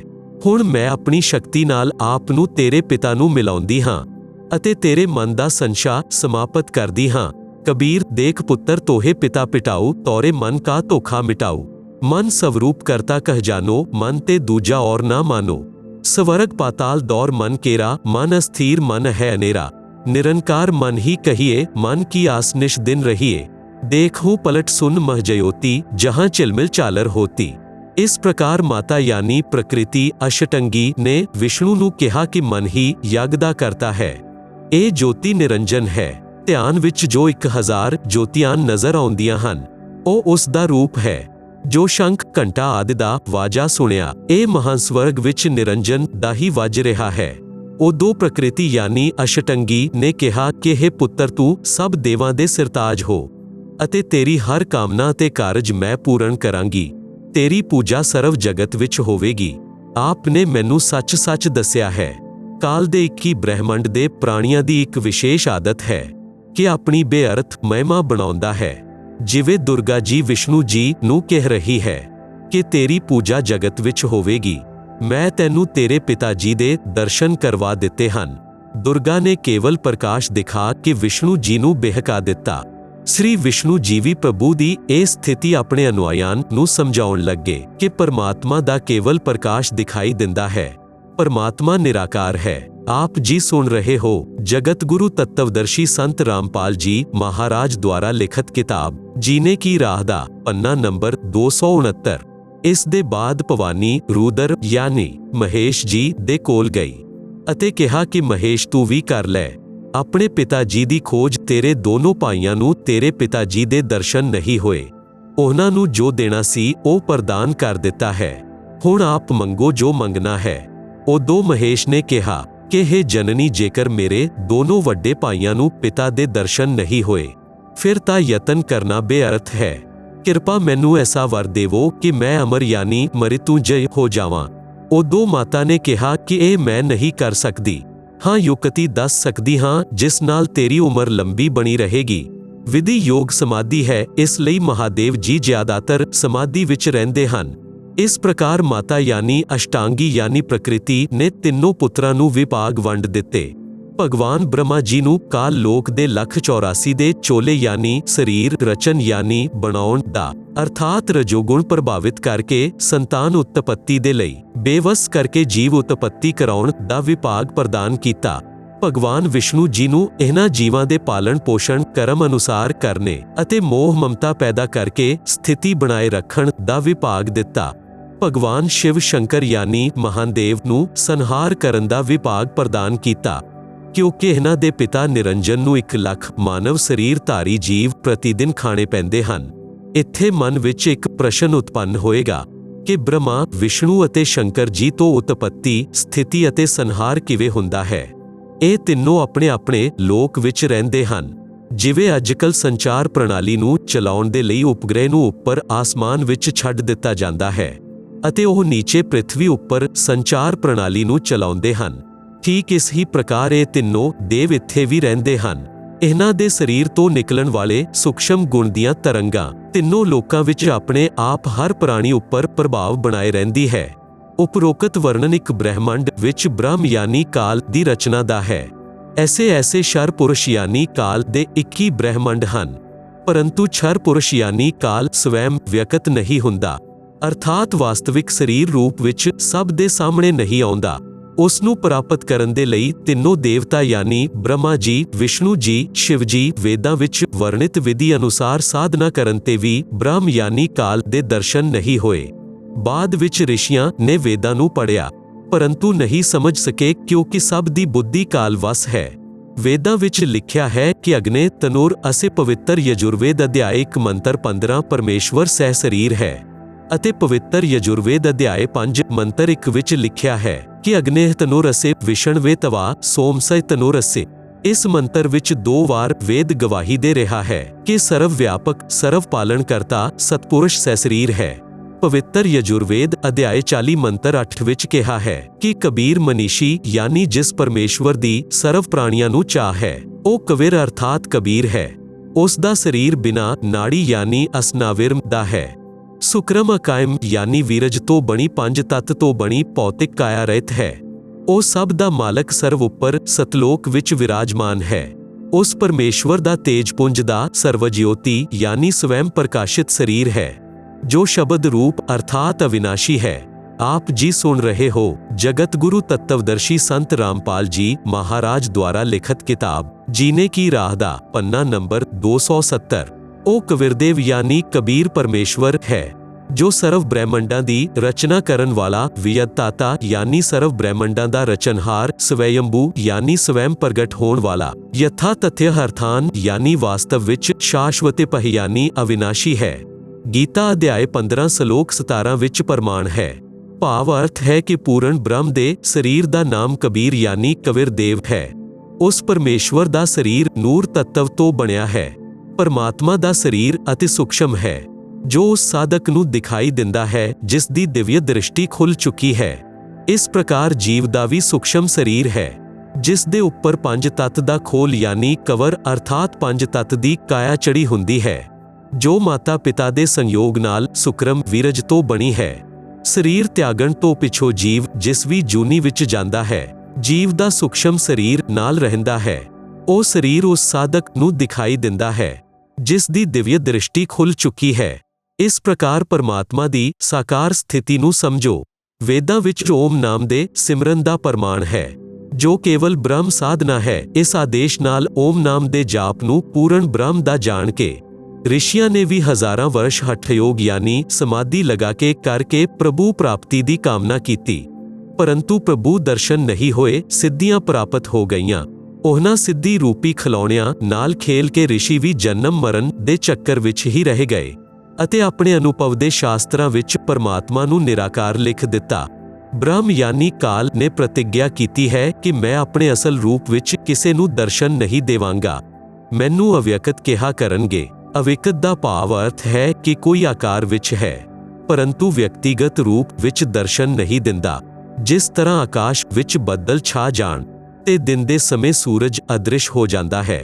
ਉਹ ਦ੍ਰਿਸ਼ਮਾਨ ਨਹੀਂ ਹੈ, ਪਰੰਤੂ ਵਾਸਤਵ ਵਿੱਚ ਬੱਦਲਾਂ ਦੇ ਪਾਰ ਜਿਉਦਾ ਤੇ ਉਹ ਹੈ। ਇਸ ਅਵਸਥਾ ਨੂੰ ਪਰੋਕਸ਼ ਕਹਿੰਦੇ ਹਨ। ਪ੍ਰਮਾਣ ਦੇ ਲਈ ਗੀਤਾ ਅਧਿਆਇ 7 ਸ਼ਲੋਕ 24 ਅਤੇ 25, ਅਧਿਆਇ 11 ਸ਼ਲੋਕ 47, 48 ਅਤੇ 32 ਵਿੱਚ ਪਵਿੱਤਰ ਗੀਤਾ ਜੀ ਬੋਲਣ ਵਾਲਾ ਬ੍ਰਹਮ ਯਾਨੀ ਕਾਲ ਸ੍ਰੀ ਕ੍ਰਿਸ਼ਨ ਜੀ ਦੇ ਸਰੀਰ ਵਿੱਚ ਪ੍ਰੇਤਵਤ ਪ੍ਰਵੇਸ਼ ਕਰਕੇ ਕਹਿ ਰਿਹਾ ਹੈ ਕਿ ਅਰਜੁਨ, ਮੈਂ ਵਧਿਆ ਹੋਇਆ ਕਾਲ ਹਾਂ ਅਤੇ ਸਰਵ ਨੂੰ ਖਾਣ ਦੇ ਲਈ ਆਇਆ ਹਾਂ। ਇਹ ਮੇਰਾ ਵਾਸਤਵਿਕ ਰੂਪ ਹੈ। ਇਸ ਨੂੰ ਤੇਰੇ ਇਲਾਵਾ ਨਾ ਤਾਂ ਕੋਈ ਪਹਿਲਾਂ ਦੇਖ ਸਕਿਆ ਅਤੇ ਨਾ ਕੋਈ ਅੱਗੇ ਦੇਖ ਸਕਦਾ, ਅਰਥਾਤ ਵੇਦਾਂ ਵਿੱਚ ਵਰਣਿਤ ਯੱਗ, ਜਪ, ਤਪ ਅਤੇ ਓਮ ਨਾਮ ਆਦਿ ਦੀ ਵਿਧੀ ਨਾਲ ਮੇਰੇ ਇਸ ਵਾਸਤਵਿਕ ਸਵਰੂਪ ਦੇ ਦਰਸ਼ਨ ਨਹੀਂ ਹੋ ਸਕਦੇ। ਅਧਿਆਇ 11 ਸ਼ਲੋਕ 32-48, ਮੈਂ ਕ੍ਰਿਸ਼ਨ ਨਹੀਂ ਹਾਂ। ਇਹ ਮੂਰਖ ਲੋਕ ਕ੍ਰਿਸ਼ਨ ਰੂਪ ਵਿੱਚ ਮੈਨੂੰ ਅਵਿਅਕਤ ਨੂੰ ਵਿਅਕਤ ਯਾਨੀ ਮਨੁੱਖ ਰੂਪ ਵਿੱਚ ਮੰਨ ਰਹੇ ਹਨ, ਕਿਉਂਕਿ ਇਹ ਮੇਰੇ ਘਟੀਆ ਨਿਯਮ ਤੋਂ ਅਪਰਿਚਿਤ ਹਨ ਕਿ ਮੈਂ ਕਦੀ ਵਾਸਤਵਿਕ ਇਸ ਕਾਲ ਰੂਪ ਵਿੱਚ ਸਭ ਦੇ ਸਾਹਮਣੇ ਨਹੀਂ ਆਉਂਦਾ, ਕਿਉਂਕਿ ਮੈਂ ਆਪਣੀ ਯੋਗ ਮਾਇਆ ਅਰਥਾਤ ਸਿੱਧੀ ਸ਼ਕਤੀ ਨਾਲ ਛੁਪਿਆ ਰਹਿੰਦਾ ਹਾਂ। ਗੀਤਾ ਅਧਿਆਇ 7 ਦਾ ਸ਼ਲੋਕ 24 ਅਤੇ 25, ਵਿਚਾਰ ਕਰੋ, ਆਪਣੇ ਛੁਪੇ ਰਹਿਣ ਵਾਲੇ ਵਿਧਾਨ ਨੂੰ ਸਵੈਮ ਅਸ਼੍ਰੇਸ਼ਠ ਯਾਨੀ ਅਨੁਤਮ ਕਿਉਂ ਕਹਿ ਰਿਹਾ ਹੈ। ਜੇਕਰ ਪਿਤਾ ਆਪਣੀ ਸੰਤਾਨ ਨੂੰ ਹੀ ਦਰਸ਼ਨ ਨਹੀਂ ਦਿੰਦਾ, ਉਸ ਵਿੱਚ ਕੋਈ ਤਰੁੱਟੀ ਹੈ ਜਿਸ ਕਾਰਨ ਉਹ ਛੁਪਿਆ ਹੈ ਅਤੇ ਸੁਵਿਧਾ ਵੀ ਪ੍ਰਦਾਨ ਕਰ ਰਿਹਾ ਹੈ। ਕਾਲ ਯਾਨੀ ਬ੍ਰਹਮ ਨੂੰ ਸ਼ਰਾਪ ਵਸ਼ 1 ਲੱਖ ਮਾਨਵ ਸਰੀਰ ਧਾਰੀ ਪ੍ਰਾਣੀਆਂ ਦਾ ਆਹਾਰ ਕਰਨਾ ਪੈਂਦਾ ਹੈ ਅਤੇ 25,000 ਪ੍ਰਤੀ ਦਿਨ ਜੋ ਅਧਿਕ ਉਤਪੰਨ ਹੁੰਦੇ ਹਨ, ਉਹਨਾਂ ਨੂੰ ਟਿਕਾਣੇ ਲਗਾਉਣ ਦੇ ਲਈ ਅਤੇ ਕਰਮ ਭੋਗ ਦਾ ਦੰਡ ਦੇਣ ਦੇ ਲਈ 84 ਲੱਖ ਜੂਨੀਆਂ ਦੀ ਵਿਵਸਥਾ ਕੀਤੀ ਹੋਈ ਹੈ। ਆਪ ਜੀ ਸੁਣ ਰਹੇ ਹੋ ਜਗਤ ਗੁਰੂ ਤੱਤਵਦਰਸ਼ੀ ਸੰਤ ਰਾਮਪਾਲ ਜੀ ਮਹਾਰਾਜ ਦੁਆਰਾ ਲਿਖਤ ਕਿਤਾਬ ਜੀਨੇ ਕੀ ਰਾਹ ਦਾ ਪੰਨਾ ਨੰਬਰ 271 ਬ੍ਰਹਮ ਲੋਕ ਦਾ ਲਘੂ ਚਿੱਤਰ ਦਿੱਤਾ ਹੋਇਆ ਹੈ, ਜਿਸ ਨੂੰ ਤੁਸੀਂ ਕਿਤਾਬ ਜੀਨੇ ਕੀ ਰਾਹ ਵਿੱਚ ਦੇਖ ਸਕਦੇ ਹੋ। ਆਪ ਜੀ ਸੁਣ ਰਹੇ ਹੋ ਜਗਤ ਗੁਰੂ ਤੱਤਵਦਰਸ਼ੀ ਸੰਤ ਰਾਮਪਾਲ ਜੀ ਮਹਾਰਾਜ ਦੁਆਰਾ ਲਿਖਤ ਕਿਤਾਬ ਜੀਨੇ ਕੀ ਰਾਹ ਦਾ ਪੰਨਾ ਨੰਬਰ 272 ਜੋਤ ਨਿਰੰਜਨ ਯਾਨੀ ਕਾਲ ਬ੍ਰਹਮ ਦੇ ਲੋਕ ਯਾਨੀ ਕਿ ਬ੍ਰਹਿਮੰਡ ਦਾ ਲਘੂ ਚਿੱਤਰ ਦਿੱਤਾ ਹੋਇਆ ਹੈ, ਜਿਸ ਨੂੰ ਤੁਸੀਂ ਕਿਤਾਬ ਜੀਨੇ ਕੀ ਰਾਹ ਵਿੱਚ ਦੇਖ ਸਕਦੇ ਹੋ। ਆਪ ਜੀ ਸੁਣ ਰਹੇ ਹੋ ਜਗਤ ਗੁਰੂ ਤੱਤਵਦਰਸ਼ੀ ਸੰਤ ਰਾਮਪਾਲ ਜੀ ਮਹਾਰਾਜ ਦੁਆਰਾ ਲਿਖਤ ਕਿਤਾਬ ਜੀਨੇ ਕੀ ਰਾਹ ਦਾ ਪੰਨਾ ਨੰਬਰ 273। ਜੇਕਰ ਸਭ ਦੇ ਸਾਹਮਣੇ ਬੈਠ ਕੇ ਕਿਸੇ ਦੀ ਪੁੱਤਰੀ, ਕਿਸੇ ਦੀ ਪਤਨੀ, ਕਿਸੇ ਦਾ ਪੁੱਤਰ ਮਾਤਾ ਪਿਤਾ ਨੂੰ ਖਾਵੇ ਤਾਂ ਸਭ ਨੂੰ ਕਾਲ ਬ੍ਰਹਮ ਨਾਲ ਘਿਰਣਾ ਹੋ ਜਾਵੇ ਅਤੇ ਜਦੋਂ ਵੀ ਕਦੇ ਪੂਰਨ ਪਰਮਾਤਮਾ ਕਬੀਰ ਅਗਨੀ ਯਾਨੀ ਕਬੀਰ ਪਰਮੇਸ਼ਵਰ ਸਵੈਮ ਆਉਣ ਜਾਂ ਆਪਣਾ ਕੋਈ ਸੰਦੇਸ਼ਵਾਹਕ ਯਾਨੀ ਦੂਤ ਭੇਜਣ ਤਾਂ ਸਾਰੇ ਪ੍ਰਾਣੀ ਸਤ ਭਗਤੀ ਕਰਕੇ ਕਾਲ ਦੇ ਜਾਲ ਵਿੱਚੋਂ ਨਿਕਲ ਜਾਣ। ਇਸ ਲਈ ਧੋਖਾ ਦੇ ਕੇ ਰੱਖਦਾ ਹੈ ਅਤੇ ਪਵਿੱਤਰ ਗੀਤਾ ਅਧਿਆਇ 7 ਸ਼ਲੋਕ 18, 24 ਅਤੇ 25 ਵਿੱਚ ਆਪਣੀ ਸਾਧਨਾ ਨਾਲ ਹੋਣ ਵਾਲੀ ਮੁਕਤੀ ਯਾਨੀ ਗਤੀ ਨੂੰ ਵੀ ਅਨੁਤਮਾਮ ਯਾਨੀ ਅਤੇ ਅਸ਼੍ਰੇਸ਼ਠ ਕਿਹਾ ਹੈ ਅਤੇ ਆਪਣੇ ਵਿਧਾਨ ਯਾਨੀ ਨਿਯਮ ਨੂੰ ਵੀ ਯਾਨੀ ਅਨੁਤਮ ਅਸ਼੍ਰੇਸ਼ਠ ਕਿਹਾ ਹੈ। ਹਰੇਕ ਬ੍ਰਹਿਮੰਡ ਵਿੱਚ ਬਣੇ ਬ੍ਰਹਮ ਲੋਕ ਵਿੱਚ ਇੱਕ ਮਹਾਂਸਵਰਗ ਬਣਾਇਆ ਹੈ। ਮਹਾਂਸਵਰਗ ਵਿੱਚ ਇੱਕ ਸਥਾਨ ਅਤੇ ਨਕਲੀ ਸਤਲੋਕ, ਨਕਲੀ ਅਲਖ ਲੋਕ, ਨਕਲੀ ਅਗਮ ਲੋਕ ਅਤੇ ਨਕਲੀ ਅਨਾਮੀ ਲੋਕ ਦੀ ਰਚਨਾ ਪ੍ਰਾਣੀਆਂ ਨੂੰ ਧੋਖਾ ਦੇਣ ਦੇ ਲਈ ਪ੍ਰਕਿਰਤੀ ਯਾਨੀ ਦੁਰਗਾ ਆਦਿ ਮਾਇਆ ਦੁਆਰਾ ਕਰਵਾ ਰੱਖੀ ਹੈ। ਕਬੀਰ ਸਾਹਿਬ ਦਾ ਇੱਕ ਸ਼ਬਦ ਹੈ, ਕਰ ਨੈਨੋ ਦੀਦਾਰ ਮਹਿਲ ਮੈਂ ਪਿਆਰਾ ਹੈ, ਵਿੱਚ ਬਾਣੀ ਹੈ ਕਿ ਕਾਇਆ ਭੇਦ ਕਿਆ ਨਿਰਵਾਰਾ, ਯਹ ਸਭ ਰਚਨਾ ਪਿੰਡ ਮਨ ਜਾਰਾ ਹੈ। ਮਾਇਆ ਅਵਿਗਤ ਜਾਲ ਪਸਾਰਾ, ਸੋ ਕਾਰੀਗਰ ਭਰਾ ਹੈ। ਆਦਿ ਮਾਇਆ ਕਿਨਹੀ ਚਤੁਰਾਈ, ਝੂਠੀ ਬਾਜ਼ੀ ਪਿੰਡ ਦਿਖਾਈ, ਅਵਿਗਤ ਰਚਨਾ ਰਚੀ ਅੰਡ ਮਾਹੀਵਾਕਾ ਪ੍ਰਤੀਬਿੰਬ ਡਾਰਾ ਹੈ। ਇੱਕ ਬ੍ਰਹਿਮੰਡ ਵਿੱਚ ਹੋਰ ਲੋਕਾਂ ਦੀ ਵੀ ਰਚਨਾ ਹੈ, ਜਿਵੇਂ ਸ੍ਰੀ ਬ੍ਰਹਮਾ ਜੀ ਦਾ ਲੋਕ, ਸ੍ਰੀ ਵਿਸ਼ਨੂੰ ਜੀ ਦਾ ਲੋਕ, ਸ੍ਰੀ ਸ਼ਿਵ ਜੀ ਦਾ ਲੋਕ, ਜਿੱਥੇ ਬੈਠ ਕੇ ਤਿੰਨੋਂ ਪ੍ਰਭੂ ਨੀਚੇ ਦੇ 3 ਲੋਕਾਂ ਯਾਨੀ ਸਵਰਗ ਲੋਕ ਅਰਥਾਤ ਇੰਦਰ ਦਾ ਲੋਕ, ਪ੍ਰਿਥਵੀ ਲੋਕ ਅਤੇ ਪਤਾਲ ਲੋਕ ਉੱਤੇ ਇੱਕ ਵਿਭਾਗ ਦੇ ਮਾਲਿਕ ਬਣ ਕੇ ਪ੍ਰਭੂਤਾ ਕਰਦੇ ਹਨ ਅਤੇ ਆਪਣੇ ਪਿਤਾ ਕਾਲ ਦੇ ਖਾਣ ਦੇ ਲਈ ਪ੍ਰਾਣੀਆਂ ਦੀ ਉਤਪੱਤੀ, ਸਥਿਤੀ ਅਤੇ ਸੰਹਾਰ ਦਾ ਕਾਰਜ ਸੰਭਾਲਦੇ ਹਨ। ਤਿੰਨਾਂ ਪ੍ਰਭੂਆਂ ਦੀ ਜਨਮ ਅਤੇ ਮ੍ਰਿਤਯੂ ਹੁੰਦੀ ਹੈ, ਉਦੋਂ ਕਾਲ ਇਹਨਾਂ ਨੂੰ ਵੀ ਖਾਂਦਾ ਹੈ। ਇਸ ਬ੍ਰਹਿਮੰਡ ਇਸ ਨੂੰ ਅੰਡ ਵੀ ਕਹਿੰਦੇ ਹਨ ਕਿਉਂਕਿ ਬ੍ਰਹਿਮੰਡ ਦੀ ਬਣਾਵਟ ਅੰਡਾਕਾਰ ਹੈ। ਇਸ ਨੂੰ ਪਿੰਡ ਵੀ ਕਹਿੰਦੇ ਹਨ ਕਿਉਂਕਿ ਸਰੀਰ ਯਾਨੀ ਪਿੰਡ ਵਿੱਚ ਇੱਕ ਬ੍ਰਹਿਮੰਡ ਦੀ ਰਚਨਾ ਕਮਲਾਂ ਵਿੱਚ ਟੀਵੀ ਦੀ ਤਰ੍ਹਾਂ ਦੇਖੀ ਜਾਂਦੀ ਹੈ, ਵਿੱਚ ਇੱਕ ਮਾਨਸਰੋਵਰ ਅਤੇ ਧਰਮਰਾਏ ਯਾਨੀ ਨਿਆਇਦੀਸ਼ ਦਾ ਵੀ ਲੋਕ ਹੈ ਅਤੇ ਇੱਕ ਗੁਪਤ ਸਥਾਨ ਤੇ ਪੂਰਨ ਪਰਮਾਤਮਾ ਹੋਰ ਰੂਪ ਧਾਰਨ ਕਰਕੇ ਰਹਿੰਦਾ ਹੈ। ਜਿਵੇਂ ਪ੍ਰਤੇਕ ਦੇਸ਼ ਦਾ ਰਾਜਦੂਤ ਭਵਨ ਹੁੰਦਾ ਹੈ, ਉੱਥੇ ਪਰੰਤੂ ਕੋਈ ਨਹੀਂ ਜਾ ਸਕਦਾ ਉੱਥੇ ਉਹ ਆਤਮਾ ਰਹਿੰਦੀਆਂ ਹਨ ਜਿਨ੍ਹਾਂ ਦੀ ਸਤਲੋਕ ਦੀ ਭਗਤੀ ਅਧੂਰੀ ਰਹਿੰਦੀ ਹੈ। ਜਦੋਂ ਭਗਤੀ ਯੁੱਗ ਆਉਂਦਾ ਹੈ ਤਾਂ ਉਸ ਸਮੇਂ ਇਹਨਾਂ ਪੁੰਨ ਆਤਮਾਵਾਂ ਨੂੰ ਪ੍ਰਿਥਵੀ ਤੇ ਮਾਨਵ ਸਰੀਰ ਪ੍ਰਾਪਤ ਹੁੰਦਾ ਹੈ ਅਤੇ ਇਹ ਜਲਦੀ ਹੀ ਸਤ ਭਗਤੀ ਤੇ ਲੱਗ ਜਾਂਦੀਆਂ ਹਨ ਅਤੇ ਪੂਰਨ ਮੋਕਸ਼ ਪ੍ਰਾਪਤ ਕਰ ਜਾਂਦੇ ਹਨ। ਉਸ ਸਥਾਨ ਤੇ ਰਹਿਣ ਵਾਲੇ ਹੰਸ ਆਤਮਾਵਾਂ ਦੀ ਨਿੱਜੀ ਭਗਤੀ ਕਮਾਈ ਖਰਚ ਨਹੀਂ ਹੁੰਦੀ। ਪਰਮਾਤਮਾ ਦੇ ਭੰਡਾਰੇ ਨਾਲ ਸਰਵ ਸੁਵਿਧਾ ਉਪਲਬਧ ਹੁੰਦੀਆਂ ਹਨ। ਬ੍ਰਹਮ ਯਾਨੀ ਕਾਲ ਦੇ ਉਪਾਸਕਾਂ ਦੀ ਭਗਤੀ ਕਮਾਈ ਸਵਰਗ ਮਹਾਂਸਵਰਗ ਵਿੱਚ ਸਮਾਪਤ ਹੋ ਜਾਂਦੀ ਹੈ, ਕਿਉਂਕਿ ਇਸ ਕਾਲ ਲੋਕ ਯਾਨੀ ਬ੍ਰਹਮ ਲੋਕ ਅਤੇ ਪਰਬ੍ਰਹਮ ਲੋਕ ਵਿੱਚ ਪ੍ਰਾਣੀਆਂ ਨੂੰ ਆਪਣਾ ਕੀਤਾ ਕਰਮਫਲ ਹੀ ਮਿਲਦਾ ਹੈ। ਛਰ ਪੁਰਸ਼ ਯਾਨੀ ਬ੍ਰਹਮ ਨੇ ਆਪਣੇ 20 ਬ੍ਰਹਿਮੰਡਾਂ ਨੂੰ 4 ਮਹਾਂਬ੍ਰਹਿਮੰਡਾਂ ਵਿੱਚ ਵਿਭਾਜਿਤ ਕੀਤਾ ਹੈ। ਇੱਕ ਮਹਾਂਬ੍ਰਹਿਮੰਡ ਵਿੱਚ 5 ਬ੍ਰਹਿਮੰਡਾਂ ਦਾ ਸਮੂਹ ਬਣਾਇਆ ਹੈ ਅਤੇ ਚਾਰੋਂ ਪਾਸਿਆਂ ਤੋਂ ਅੰਡਾਕਾਰ ਗੋਲਾਈ ਯਾਨੀ ਪਰਿਧੀ ਵਿੱਚ ਰੋਕਿਆ ਹੈ। ਆਪ ਜੀ ਸੁਣ ਰਹੇ ਹੋ ਜਗਤ ਗੁਰੂ ਤੱਤਵਦਰਸ਼ੀ ਸੰਤ ਰਾਮਪਾਲ ਜੀ ਮਹਾਰਾਜ ਦੁਆਰਾ ਲਿਖਤ ਕਿਤਾਬ ਜੀਨੇ ਕੀ ਰਾਹ ਦਾ ਪੰਨਾ ਨੰਬਰ 274। ਚਾਰੋਂ ਮਹਾਂਬ੍ਰਹਿਮੰਡਾਂ ਨੂੰ ਵੀ ਫਿਰ ਅੰਡਾਕਾਰ ਗੋਲਾਈ ਯਾਨੀ ਪਰਿਧੀ ਵਿੱਚ ਰੋਕਿਆ ਹੈ। 21ਵੇਂ ਬ੍ਰਹਿਮੰਡ ਦੀ ਰਚਨਾ ਇੱਕ ਮਹਾਂਬ੍ਰਹਿਮੰਡ ਜਿੰਨਾ ਸਥਾਨ ਲੈ ਕੇ ਕੀਤੀ ਹੈ। 21ਵੇਂ ਬ੍ਰਹਿਮੰਡ ਵਿੱਚ ਪ੍ਰਵੇਸ਼ ਹੁੰਦੇ ਹੀ 3 ਰਾਸਤੇ ਬਣਾਏ ਹਨ। 21ਵੇਂ ਬ੍ਰਹਿਮੰਡ ਵਿੱਚ ਵੀ ਖੱਬੇ ਤਰਫ ਨਕਲੀ ਸਤਲੋਕ, ਨਕਲੀ ਅਲਖ ਲੋਕ, ਨਕਲੀ ਅਗਮ ਲੋਕ ਅਤੇ ਨਕਲੀ ਅਨਾਮੀ ਲੋਕ ਦੀ ਰਚਨਾ ਪ੍ਰਾਣੀਆਂ ਨੂੰ ਧੋਖੇ ਵਿੱਚ ਰੱਖਣ ਦੇ ਲਈ ਆਦਿ ਮਾਇਆ ਯਾਨੀ ਦੁਰਗਾ ਦੁਆਰਾ ਕਰਵਾਈ ਹੈ ਅਤੇ ਸੱਜੇ ਤਰਫ 12 ਸਰਵਸ਼ੇਸ਼ਠ ਬ੍ਰਹਮ ਸਾਧਕਾਂ ਯਾਨੀ ਭਗਤਾਂ ਨੂੰ ਰੱਖਦਾ ਹੈ। ਫਿਰ ਪ੍ਰਤੇਕ ਯੁੱਗ ਵਿੱਚ ਆਪਣੇ ਸੰਦੇਸ਼ਵਾਹਕ ਯਾਨੀ ਨਕਲੀ ਸਤਿਗੁਰੂ ਬਣਾ ਕੇ ਪ੍ਰਿਥਵੀ ਤੇ ਭੇਜਦਾ ਹੈ, ਜੋ ਸ਼ਾਸਤਰ ਵਿਧੀ ਰਹਿਤ ਸਾਧਨਾ ਅਤੇ ਗਿਆਨ ਦੱਸਦੇ ਹਨ ਅਤੇ ਸਵੈਮ ਵੀ ਭਗਤੀਹੀਨ ਹੋ ਜਾਂਦੇ ਹਨ ਅਤੇ ਅਨੁਆਈਆਂ ਨੂੰ ਵੀ ਕਾਲ ਜਾਲ ਵਿੱਚ ਫਸਾ ਜਾਂਦੇ ਹਨ। ਉਹ ਗੁਰੂ ਜੀ ਅਤੇ ਅਨੁਆਈ ਦੋਨੋਂ ਨਰਕ ਵਿੱਚ ਜਾਂਦੇ ਹਨ। ਸਾਹਮਣੇ ਇੱਕ ਤਾਲਾ ਯਾਨੀ ਕੁਲਫ ਲਗਾ ਕੇ ਰੱਖਿਆ ਹੈ। ਉਹ ਰਾਸਤਾ ਕਾਲ ਯਾਨੀ ਬ੍ਰਹਮ ਦੇ ਨਿਜ ਲੋਕ ਵਿੱਚ ਜਾਂਦਾ ਹੈ। ਇੱਥੇ ਇਹ ਬ੍ਰਹਮ ਯਾਨੀ ਕਾਲ ਆਪਣੇ ਅਸਲੀਅਤ ਮਾਨਵ ਸੁਦ੍ਰਿਸ਼ ਸਰੀਰ ਕਾਲ ਰੂਪ ਵਿੱਚ ਰਹਿੰਦਾ ਹੈ।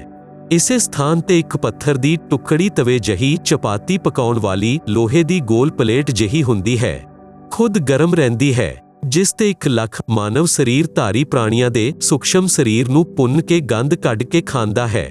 ਉਸ ਸਮੇਂ ਸਰਵ ਪ੍ਰਾਣੀ ਬਹੁਤ ਪੀੜਾ ਅਨੁਭਵ ਕਰਦੇ ਹਨ ਅਤੇ ਹਾਹਾਕਾਰ ਮਚ ਜਾਂਦੀ ਹੈ।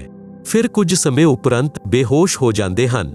ਜੀਵ ਮਰਦਾ ਨਹੀਂ, ਫਿਰ ਧਰਮਰਾਜ ਦੇ ਲੋਕ ਵਿੱਚ ਜਾ ਕੇ ਕਰਮ ਆਧਾਰ ਤੋਂ ਹੋਰ ਜਨਮ ਪ੍ਰਾਪਤ ਕਰਦੇ ਹਨ ਅਤੇ ਜਨਮ ਮ੍ਰਿਤਯੂ ਦਾ ਚੱਕਰ ਬਣਿਆ ਰਹਿੰਦਾ ਹੈ।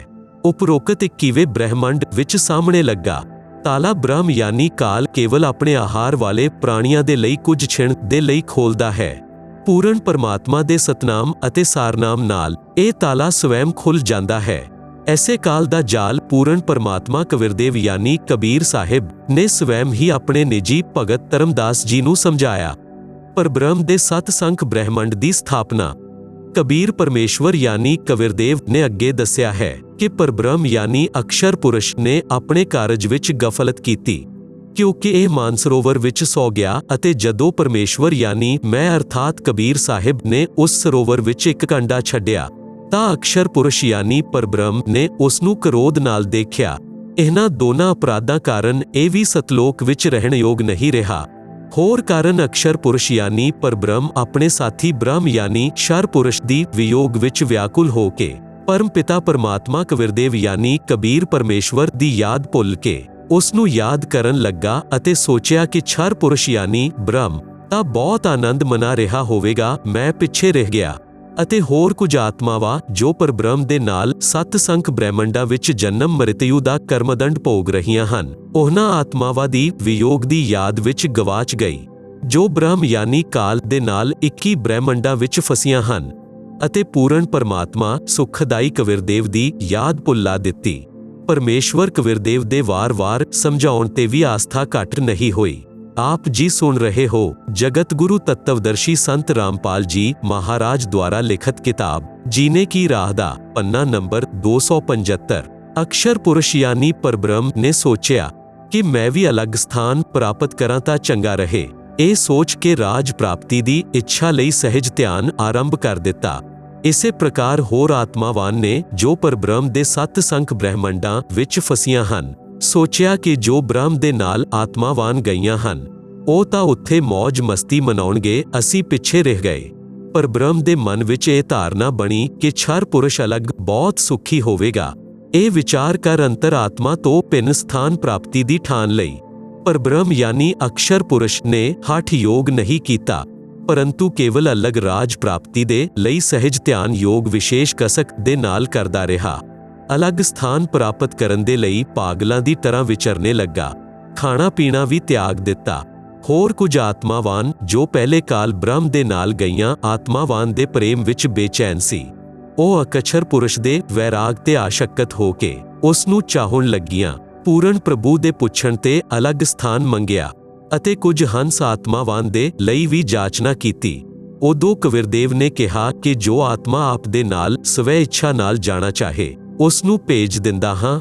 ਪੂਰਨ ਪ੍ਰਭੂ ਦੇ ਪੁੱਛਣ ਤੇ ਕਿ ਕੌਣ ਹੰਸ ਆਤਮਾ ਪਰਬ੍ਰਹਮ ਨਾਲ ਜਾਣਾ ਚਾਹੁੰਦੀ ਹੈ, ਸਹਿਮਤੀ ਵਿਅਕਤ ਕਰੇ। ਬਹੁਤ ਸਮੇਂ ਉਪਰੰਤ ਇੱਕ ਹੰਸ ਆਤਮਾ ਨੇ ਸਵੀਕ੍ਰਿਤੀ ਦਿੱਤੀ। ਫਿਰ ਦੇਖਾ ਦੇਖੀ ਸਾਰੀਆਂ ਆਤਮਾਵਾਨ ਨੇ ਵੀ ਸਹਿਮਤੀ ਪ੍ਰਗਟ ਕਰ ਦਿੱਤੀ। ਸਰਵ ਪ੍ਰਥਮ ਸਵੀਕ੍ਰਿਤੀ ਦੇਣ ਵਾਲੇ ਹੰਸ ਨੂੰ ਇਸਤਰੀ ਰੂਪ ਬਣਾਇਆ। ਉਸ ਦਾ ਨਾਮ ਈਸ਼ਵਰੀ ਮਾਇਆ ਯਾਨੀ ਪ੍ਰਕਿਰਤੀ ਸੁਰਤੇ ਰੱਖਿਆ ਅਤੇ ਹੋਰ ਆਤਮਾਵਾਨ ਨੂੰ ਉਸ ਈਸ਼ਵਰੀ ਮਾਇਆ ਵਿੱਚ ਪ੍ਰਵੇਸ਼ ਕਰਕੇ ਅਚਿੰਤ ਦੁਆਰਾ ਅਕਸ਼ਰ ਪੁਰਸ਼ ਪਰਬ੍ਰਹਮ ਦੇ ਕੋਲ ਭੇਜਿਆ। ਪਤੀਵਰਤਾ ਪਦ ਤੋਂ ਡਿੱਗਣ ਦੀ ਸਜ਼ਾ ਪਾਈ। ਕਈ ਯੁੱਗਾਂ ਤੱਕ ਦੋਨੋਂ ਸੱਤ ਸੰਖ ਬ੍ਰਹਿਮੰਡਾਂ ਵਿੱਚ ਰਹੇ, ਪਰ ਪਰਬ੍ਰਹਮ ਨੇ ਦੁਰਵਿਵਹਾਰ ਨਹੀਂ ਕੀਤਾ। ਈਸ਼ਵਰੀ ਮਾਇਆ ਦੀ ਸਵੈ ਇੱਛਾ ਨਾਲ ਅੰਗੀਕਾਰ ਕੀਤਾ ਅਤੇ ਆਪਣੀ ਸ਼ਬਦ ਸ਼ਕਤੀ ਦੁਆਰਾ ਨਾਖੁਨਾ ਨਾਲ ਇਸਤਰੀ ਇੰਦਰੀ ਯਾਨੀ ਯੋਨੀ ਬਣਾਈ। ਈਸ਼ਵਰੀ ਦੀ ਸਹਿਮਤੀ ਨਾਲ ਸੰਤਾਨ ਉਤਪੰਨ ਕੀਤੀ।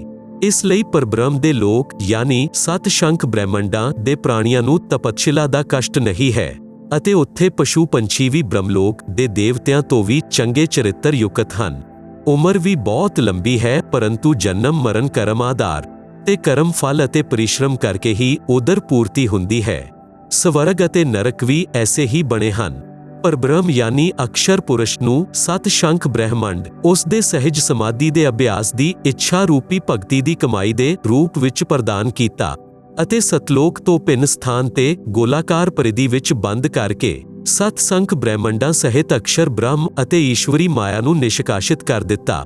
ਪੂਰਨ ਬ੍ਰਹਮ ਯਾਨੀ ਸਤਪੁਰਸ਼ ਅਸ਼ੰਖ ਬ੍ਰਹਿਮੰਡਾਂ ਜੋ ਸਤਲੋਕ ਆਦਿ ਵਿੱਚ ਹਨ ਅਤੇ ਬ੍ਰਹਮ ਦੇ 21 ਬ੍ਰਹਿਮੰਡਾਂ ਅਤੇ ਪਰਬ੍ਰਹਮ ਦੇ ਸੱਤ ਸ਼ੰਖ ਬ੍ਰਹਿਮੰਡਾਂ ਦਾ ਵੀ ਪ੍ਰਭੂ ਯਾਨੀ ਮਾਲਕ ਹੈ, ਅਰਥਾਤ ਪਰਮੇਸ਼ਵਰ ਕਬੀਰਦੇਵ ਕੁਲ ਦਾ ਮਾਲਿਕ ਹੈ। ਸ੍ਰੀ ਬ੍ਰਹਮਾ ਜੀ, ਸ੍ਰੀ ਵਿਸ਼ਨੂੰ ਜੀ, ਸ੍ਰੀ ਸ਼ਿਵ ਜੀ ਆਦਿ ਦੇ 4 ਭੁਜਾਵਾਂ ਅਤੇ 16 ਕਲਾਵਾਂ ਹਨ ਅਤੇ ਪ੍ਰਕਿਰਤੀ ਦੇਵੀ ਯਾਨੀ ਦੁਰਗਾ ਦੀਆਂ 8 ਭੁਜਾਵਾਂ ਹਨ, 64 ਕਲਾ ਹਨ। ਬ੍ਰਹਮ ਯਾਨੀ ਸ਼ਰ ਪੁਰਸ਼ ਦੀ 1000 ਭੁਜਾਵਾਂ ਹਨ ਅਤੇ 1000 ਕਲਾ ਹੈ ਅਤੇ 21 ਬ੍ਰਹਿਮੰਡਾਂ ਦਾ ਪ੍ਰਭੂ ਹੈ। ਪਰਬ੍ਰਹਮ ਯਾਨੀ ਅਕਸ਼ਰ ਪੁਰਸ਼ ਦੀਆਂ 10,000 ਭੁਜਾਵਾਂ ਹਨ ਅਤੇ 7 ਸ਼ੰਖ ਬ੍ਰਹਿਮੰਡਾਂ ਦਾ ਪ੍ਰਭੂ ਹੈ। ਆਪ ਜੀ ਸੁਣ ਰਹੇ ਹੋ ਜਗਤ ਗੁਰੂ ਤੱਤਵਦਰਸ਼ੀ ਸੰਤ ਰਾਮਪਾਲ ਜੀ ਮਹਾਰਾਜ ਦੁਆਰਾ ਲਿਖਤ ਕਿਤਾਬ ਜੀਨੇ ਕੀ ਰਾਹ ਦਾ ਪੰਨਾ ਨੰਬਰ 276। ਪੂਰਨ ਬ੍ਰਹਮ ਯਾਨੀ ਪਰਮ ਅਕਸ਼ਰ ਬ੍ਰਹਮ ਸਤਪੁਰਸ਼ ਦੀਆਂ ਅਸ਼ੰਖ ਭੁਜਾਵਾਂ ਅਤੇ ਅਸ਼ੰਖ ਕਲਾਵਾਂ ਹਨ ਅਤੇ ਬ੍ਰਹਮ ਦੇ 21 ਬ੍ਰਹਿਮੰਡ ਅਤੇ ਪਰਬ੍ਰਹਮ ਦੇ 7 ਸ਼ੰਖ ਬ੍ਰਹਿਮੰਡਾਂ ਸਹਿਤ ਅਸ਼ੰਖ ਬ੍ਰਹਿਮੰਡਾਂ ਦਾ ਪ੍ਰਭੂ ਹੈ। ਪ੍ਰਤੇਕ ਪ੍ਰਭੂ ਆਪਣੀਆਂ ਸਰਵ ਭੁਜਾਵਾਂ ਨੂੰ ਸਮੇਟ ਕੇ ਕੇਵਲ 2 ਭੁਜਾ ਵੀ ਰੱਖ ਸਕਦੇ ਹਨ ਅਤੇ ਜਦੋਂ ਚਾਹੇ ਸਰਵ ਭੁਜਾਵਾਂ ਨੂੰ ਪ੍ਰਗਟ ਕਰ ਸਕਦੇ ਹਨ। ਪੂਰਨ ਪਰਮਾਤਮਾ ਇਸ ਪਰਬ੍ਰਹਮ ਦੇ ਪ੍ਰਤੇਕ ਬ੍ਰਹਿਮੰਡ ਵਿੱਚ ਵੀ ਅਲੱਗ ਸਥਾਨ ਬਣਾ ਕੇ ਹੋਰ ਰੂਪ ਵਿੱਚ ਗੁਪਤ ਰਹਿੰਦਾ ਹੈ। ਇੰਜ ਸਮਝੋ ਜਿਵੇਂ ਇੱਕ ਘੁੰਮਣ ਵਾਲਾ ਕੈਮਰਾ ਬਾਹਰ ਲਗਾ ਦਿੰਦੇ ਹਨ ਅਤੇ ਅੰਦਰ ਟੀਵੀ ਯਾਨੀ ਟੈਲੀਵਿਜ਼ਨ ਰੱਖ ਦਿੰਦੇ ਹਨ। ਟੀਵੀ ਤੇ ਬਾਹਰ ਦਾ ਸਰਵ ਦ੍ਰਿਸ਼ ਨਜ਼ਰ ਆਉਂਦਾ ਹੈ ਅਤੇ ਦੂਸਰਾ ਟੀਵੀ ਬਾਹਰ ਰੱਖ ਕੇ ਉਸ ਵਿੱਚ ਅੰਦਰ ਦਾ ਕੈਮਰਾ ਸਥਾਈ ਕਰਕੇ ਰੱਖ ਦਿੱਤਾ ਜਾਵੇ। ਉਸ ਵਿੱਚ ਕੇਵਲ ਅੰਦਰ ਬੈਠੇ ਪ੍ਰਬੰਧਕ ਦਾ ਚਿੱਤਰ ਦਿਖਾਈ ਦਿੰਦਾ ਹੈ, ਜਿਸ ਨਾਲ ਸਰਵ ਕਰਮਚਾਰੀ ਸਾਵਧਾਨ ਰਹਿੰਦੇ ਹਨ। ਇਸ ਪ੍ਰਕਾਰ ਪੂਰਨ ਪਰਮਾਤਮਾ ਆਪਣੇ ਸਤਲੋਕ ਵਿੱਚ ਬੈਠ ਕੇ ਸਰਵ ਨੂੰ ਨਿਯੰਤਰਿਤ ਕਰੇ ਹੋਏ ਹੈ ਅਤੇ ਪ੍ਰਤੇਕ ਬ੍ਰਹਿਮੰਡ ਵਿੱਚ ਵੀ ਸਤਿਗੁਰੂ ਕਬੀਰਦੇਵ ਵਿਦਮਾਨ ਰਹਿੰਦੇ ਹਨ। ਜਿਵੇਂ ਸੂਰਜ ਦੂਰ ਹੁੰਦੇ ਹੋਏ ਵੀ ਆਪਣਾ ਪ੍ਰਭਾਵ ਹੋਰ ਲੋਕਾਂ ਵਿੱਚ ਬਣਾਏ ਹੋਏ ਹੈ। ਪਵਿੱਤਰ ਅਥਰਵਵੇਦ ਵਿੱਚ ਸ੍ਰਿਸ਼ਟੀ ਰਚਨਾ ਦਾ ਪ੍ਰਮਾਣ ਅਥਰਵਵੇਦ ਕਾਂਡ ਨੰਬਰ 4 ਅਨੁਵਾਕ ਨੰਬਰ 1 ਮੰਤਰ ਨੰਬਰ 1 ਬ੍ਰਹਮ ਜਗਿਆਨਮ ਪ੍ਰਥਮਮ ਪੁਰਸਤਾਦ ਵੇ ਸੀਮਤः ਸਰੁਚੋ ਵੇਨਾਵ ਸਾ ਬੁਤਨਯਾ ਉਪਮਾ ਅਸਯ ਵਿਸ਼ਠਾ ਸਤਸ਼ਚਾ ਯੋਨਿਮ ਸਤਸ਼ਚਾ ਵਿਵ ਸੰਦੀਛੇਦ ਬ੍ਰਹਮ ਜਾ ਜਗਿਆਨਮ ਪ੍ਰਥਮਮ ਪੁਰਸਤਾਦ ਵਿਸੀਮਤ ਸਰੁਚੋ ਵੇਨ आवह सा बुतन्या उपमा असय विष्ठा सत चा योनिम असत चा वे व। अनुवाद प्रथमम यानी प्राचीन अर्थात सनातन, ब्रह्म यानी परमात्मा ने, जा यानी प्रगट होके, ज्ञानम यानी अपनी सूझ-बूझ नाल, पुरसतात यानी शिखर विच अर्थात सतलोक आदि नूं, सरुचो यानी स्वै इच्छा नाल, बड़े चा नाल स्वै प्रकाशित, विसीमत यानी सीमा रहित अर्थात विशाल सीमा वाले पिन लोकां नूं उस विन यानी जुलाहे ने ताणे अर्थात कपड़े दी तरह बुण के, आवह यानी सुरक्षित कीता, चा यानी अते, सह यानी ओ पूर्ण ब्रह्म ही रचना करदा है। असयह यानी इसलिए उस बुतनिया यानी मूल मालक, योनिम यानी ने मूल स्थान सतलोक दी रचना कीती है। असयह यानी इस सतलोक लोक दे, उपमा यानी उपमा दे शुदृश अर्थात मिलदे जुलदे, सतह यानी अक्षर पुरुष अर्थात परब्रह्म दे लोक कुछ स्थाई, चा यानी अते, असतह यानी क्षर पुरुष दे अस्थाई लोक आदि, विव यानी आवास स्थान, पिन विष्ठा यानी स्थापित कीते। भाव अर्थ पवित्र वेदां नूं बोलण वाला ब्रह्म यानी काल कह रहा है कि सनातन परमेश्वर ने स्वयं अनामय यानी अनामी लोक तो सतलोक विच प्रगट होके अपनी सूझ-बूझ नाल कपड़े दी तरह रचना करके ऊपर दे सतलोक आदि नूं सीमा रहित स्वै प्रकाशित अजर अमर अर्थात अविनाशी ठहराए ਅਤੇ ਨੀਚੇ ਦੇ ਪਰਬ੍ਰਹਮ ਦੇ 7 ਸ਼ੰਖ ਬ੍ਰਹਿਮੰਡ ਅਤੇ ਬ੍ਰਹਮ ਦੇ 21 ਬ੍ਰਹਿਮੰਡ ਅਤੇ ਇਹਨਾਂ ਵਿੱਚ ਛੋਟੀ ਤੋਂ ਛੋਟੀ ਰਚਨਾ ਵੀ ਉਸ ਹੀ ਪਰਮਾਤਮਾ ਨੇ ਅਸਥਾਈ ਕੀਤੀ ਹੈ। ਅਥਰਵਵੇਦ ਕਾਂਡ ਨੰਬਰ 4 ਅਨੁਵਾਕ ਨੰਬਰ 1 ਮੰਤਰ ਨੰਬਰ 2 ਈਯਮ ਪਿਤਰਯਾਹ ਰਾਸ਼ਟਰੇ ਵਗਰੇ ਪ੍ਰਥਮਾਯ ਜਨੁਸ਼ੇ ਪੁਵਨੇਸ਼ਠਾ ਤਸਮਾ ਏਤਮ ਸੁਰੂਚਮ ਹਵਾਰਮਹਾਮ ਧਰਮਮ ਸ਼੍ਰੀਨੰਤੋ ਪ੍ਰਥਮਾਯ ਤਾस्यवे। आप जी सुन रहे हो जगत गुरु तत्वदर्शी संत रामपाल जी महाराज द्वारा लिखित किताब जीने की राह दा पन्ना नंबर 277 संधिच्छेद इयम पित्रया राष्ट्री एतु अग्रे प्रथमाय जनुषे पुवनेष्ठा तस्मा एतम सुरुचम हवारमहाम धर्मम श्रीनातुन प्रथमाय तास्यवे। अनुवाद इयम यानी इसी, पित्रया यानी जगत पिता परमेश्वर ने, एत यानी इस, अग्रे यानी सर्वोत्तम, प्रथमाय यानी सारियां तो पहली माया, परानंदनी राष्ट्री यानी राजेश्वरी शक्ति अर्थात पराशक्ति जिसनू आकर्षण शक्ति भी कहंदे हन, नू जनुषे यानी उत्पन्न करके पुवनेशठा यानी लोक स्थापना कीती, तस्मा यानी उस परमेश्वर ने, सुरुचम यानी बड़े चा नाल स्वै इच्छा नाल, एतम यानी इस प्रथमाय यानी प्रथम उत्पन्न कीती गई माया अर्थात पराशक्ति दे द्वारा, हवारमहाम यानी एक दूसरे दे वियोग नू रोकण अर्थात आकर्षण शक्ति दे, श्रीनातु यानी गुरुत्व आकर्षण, पूर्ण परमात्मा ने आदेश दिता कि सृष्टि समय तक बनिया रहे, ओ कदे ना समाप्त होने वाले, धर्मम यानी सुभाव नाल, तास्यवे यानी धारण करके ताणे अर्थात कपड़े दी तरह बुण के रोके होए हन। भाव अर्थ जगत पिता परमेश्वर ने अपनी शब्द शक्ति नाल राशट्री अर्थात सब तो पहली माया राजेश्वरी उत्पन्न कीती अते उस ही पराशक्ति दे द्वारा एक दूसरे नू आकर्षण शक्ति नाल रोकण वाले, कदे ना समाप्त होने वाले गुण नाल उपरोक्त सर्व ब्रह्मंडां नू स्थापित कीता है। अथर्ववेद कांड नंबर 4 अनुवाक नंबर 1 मंत्र नंबर 3 प्र यो जग्गे विद्वांसय बंदूरविश्वा देवानाम जनिमा विवक्ति ब्रह्म ब्रह्मण उज्जपार मध्यान्नी चैरुचैः सवदा अभिः प्रतस्थो। संधिच्छेद प्र यह जगह विद्वांसय बंधु विश्वा देवानाम जनिमा विवक्ति ब्रह्म ब्रह्मण उज्जपार मध्यात नीचै ऊचै सवदा अभिप्रतस्थो।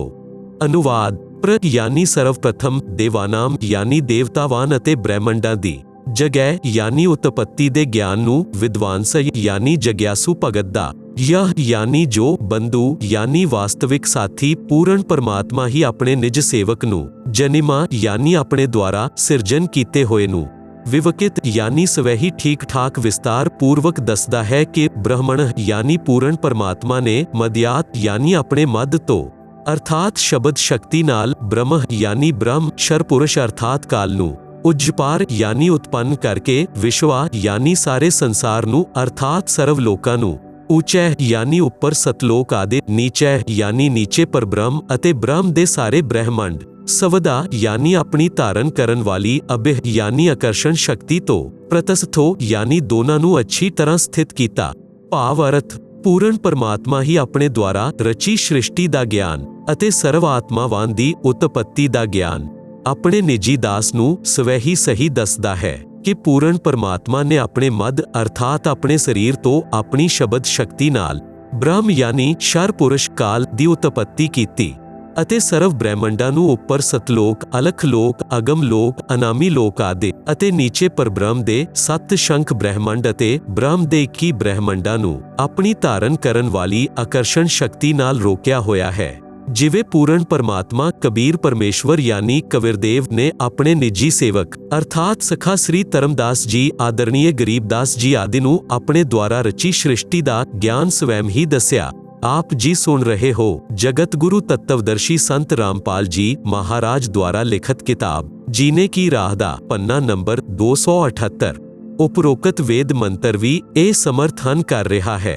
अथर्ववेद कांड नंबर 4 अनुवाक नंबर 1 मंत्र नंबर 4 सह हेत दिवह सह पर्थव्या ऋतस्था मही कशेमम रोदसी असकपायत महान मही असकपायद वे जातो ता सदम पाथरिवम चा रजह संधिच्छेद सह हे दिव सह पर्थव्या ऋतस्था मही शेमम रोदसी अकशपायत महान मही असकपायद विजात ताम सदम पाथरिवम चारजह। अनुवाद सह यानी उस ही सर्वशक्तिमान ने हे यानी बेशक दिवह यानी ऊपर दे चारों दिव लोकां ਜਿਵੇਂ ਸਤਲੋਕ, ਅਲਖ ਲੋਕ, ਅਗਮ ਲੋਕ ਅਤੇ ਅਨਾਮੀ ਅਰਥਾਤ ਅਕਹੇ ਲੋਕ ਅਰਥਾਤ ਦਿਪੈ ਗੁਣਾ ਯੁਕਤ ਲੋਕਾਂ ਨੂੰ ਰਿਤਸਥਾ ਯਾਨੀ ਸਤ ਸਥਿਰ ਅਰਥਾਤ ਅਜਰ ਅਮਰ ਰੂਪ ਵਿੱਚ ਸਥਿਰ ਕੀਤੇ।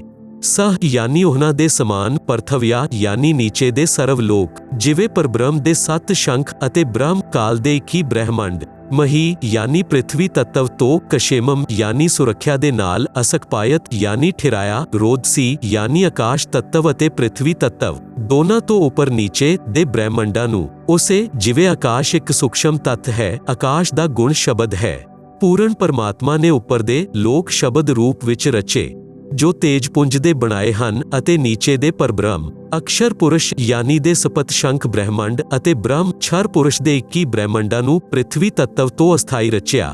ਮਹਾਨ ਯਾਨੀ ਪੂਰਨ ਪਰਮਾਤਮਾ ਨੇ ਪਾਥਰਿਵਮ ਯਾਨੀ ਪ੍ਰਿਥਵੀ ਵਾਲੇ, ਵੇ ਯਾਨੀ ਪਿੰਨ ਤਾਮ ਯਾਨੀ ਲੋਕ, ਚਾ ਯਾਨੀ ਹੋਰ, ਸਦਮ ਯਾਨੀ ਆਵਾਸ ਸਥਾਨ, ਮਹੀ ਯਾਨੀ ਪ੍ਰਿਥਵੀ ਤੱਤਵ ਤੋਂ, ਰਜਹ ਯਾਨੀ ਪ੍ਰਤੇਕ ਬ੍ਰਹਿਮੰਡ ਵਿੱਚ ਛੋਟੇ ਛੋਟੇ ਲੋਕਾਂ ਦੀ, ਜਾਤਹ ਯਾਨੀ ਉਸ ਹੀ ਪਰਮਾਤਮਾ ਨੇ ਰਚਨਾ ਕੀਤੀ ਅਤੇ ਅਸਕਪਾਇਤ ਯਾਨੀ ਸਥਿਰ ਕੀਤਾ। ਭਾਵ ਅਰਥ ਉੱਪਰ ਦੇ ਚਾਰੋਂ ਲੋਕ ਸਤਲੋਕ, ਅਲਖ ਲੋਕ, ਅਗਮ ਲੋਕ, ਅਨਾਮੀ ਲੋਕ ਇਹ ਤਾਂ ਅਜਰ ਅਮਰ ਸਥਾਈ ਅਰਥਾਤ ਅਵਿਨਾਸ਼ੀ ਰਚੇ ਹਨ ਅਤੇ ਨੀਚੇ ਦੇ ਬ੍ਰਹਮ ਅਤੇ ਪਰਬ੍ਰਹਮ ਦੇ ਲੋਕਾਂ ਨੂੰ ਅਸਥਾਈ ਰਚਨਾ ਕਰਕੇ ਅਤੇ ਹੋਰ ਛੋਟੇ ਛੋਟੇ ਲੋਕ ਵੀ ਉਸ ਹੀ ਪਰਮੇਸ਼ਵਰ ਨੇ ਰਚ ਕੇ ਸਥਾਈ ਕੀਤੇ। ਅਥਰਵਵੇਦ ਕਾਂਡ ਨੰਬਰ 4 ਅਨੁਵਾਕ ਨੰਬਰ 1 ਮੰਤਰ ਨੰਬਰ 5 सह बुतन्यादाशटर जनुष्य पैग्रम बृहस्पतिर देवता तसय सम्राट अहयर्च छुकरम जयोतिषो जनिषटात कुमंतो वि वसंतो विपरा।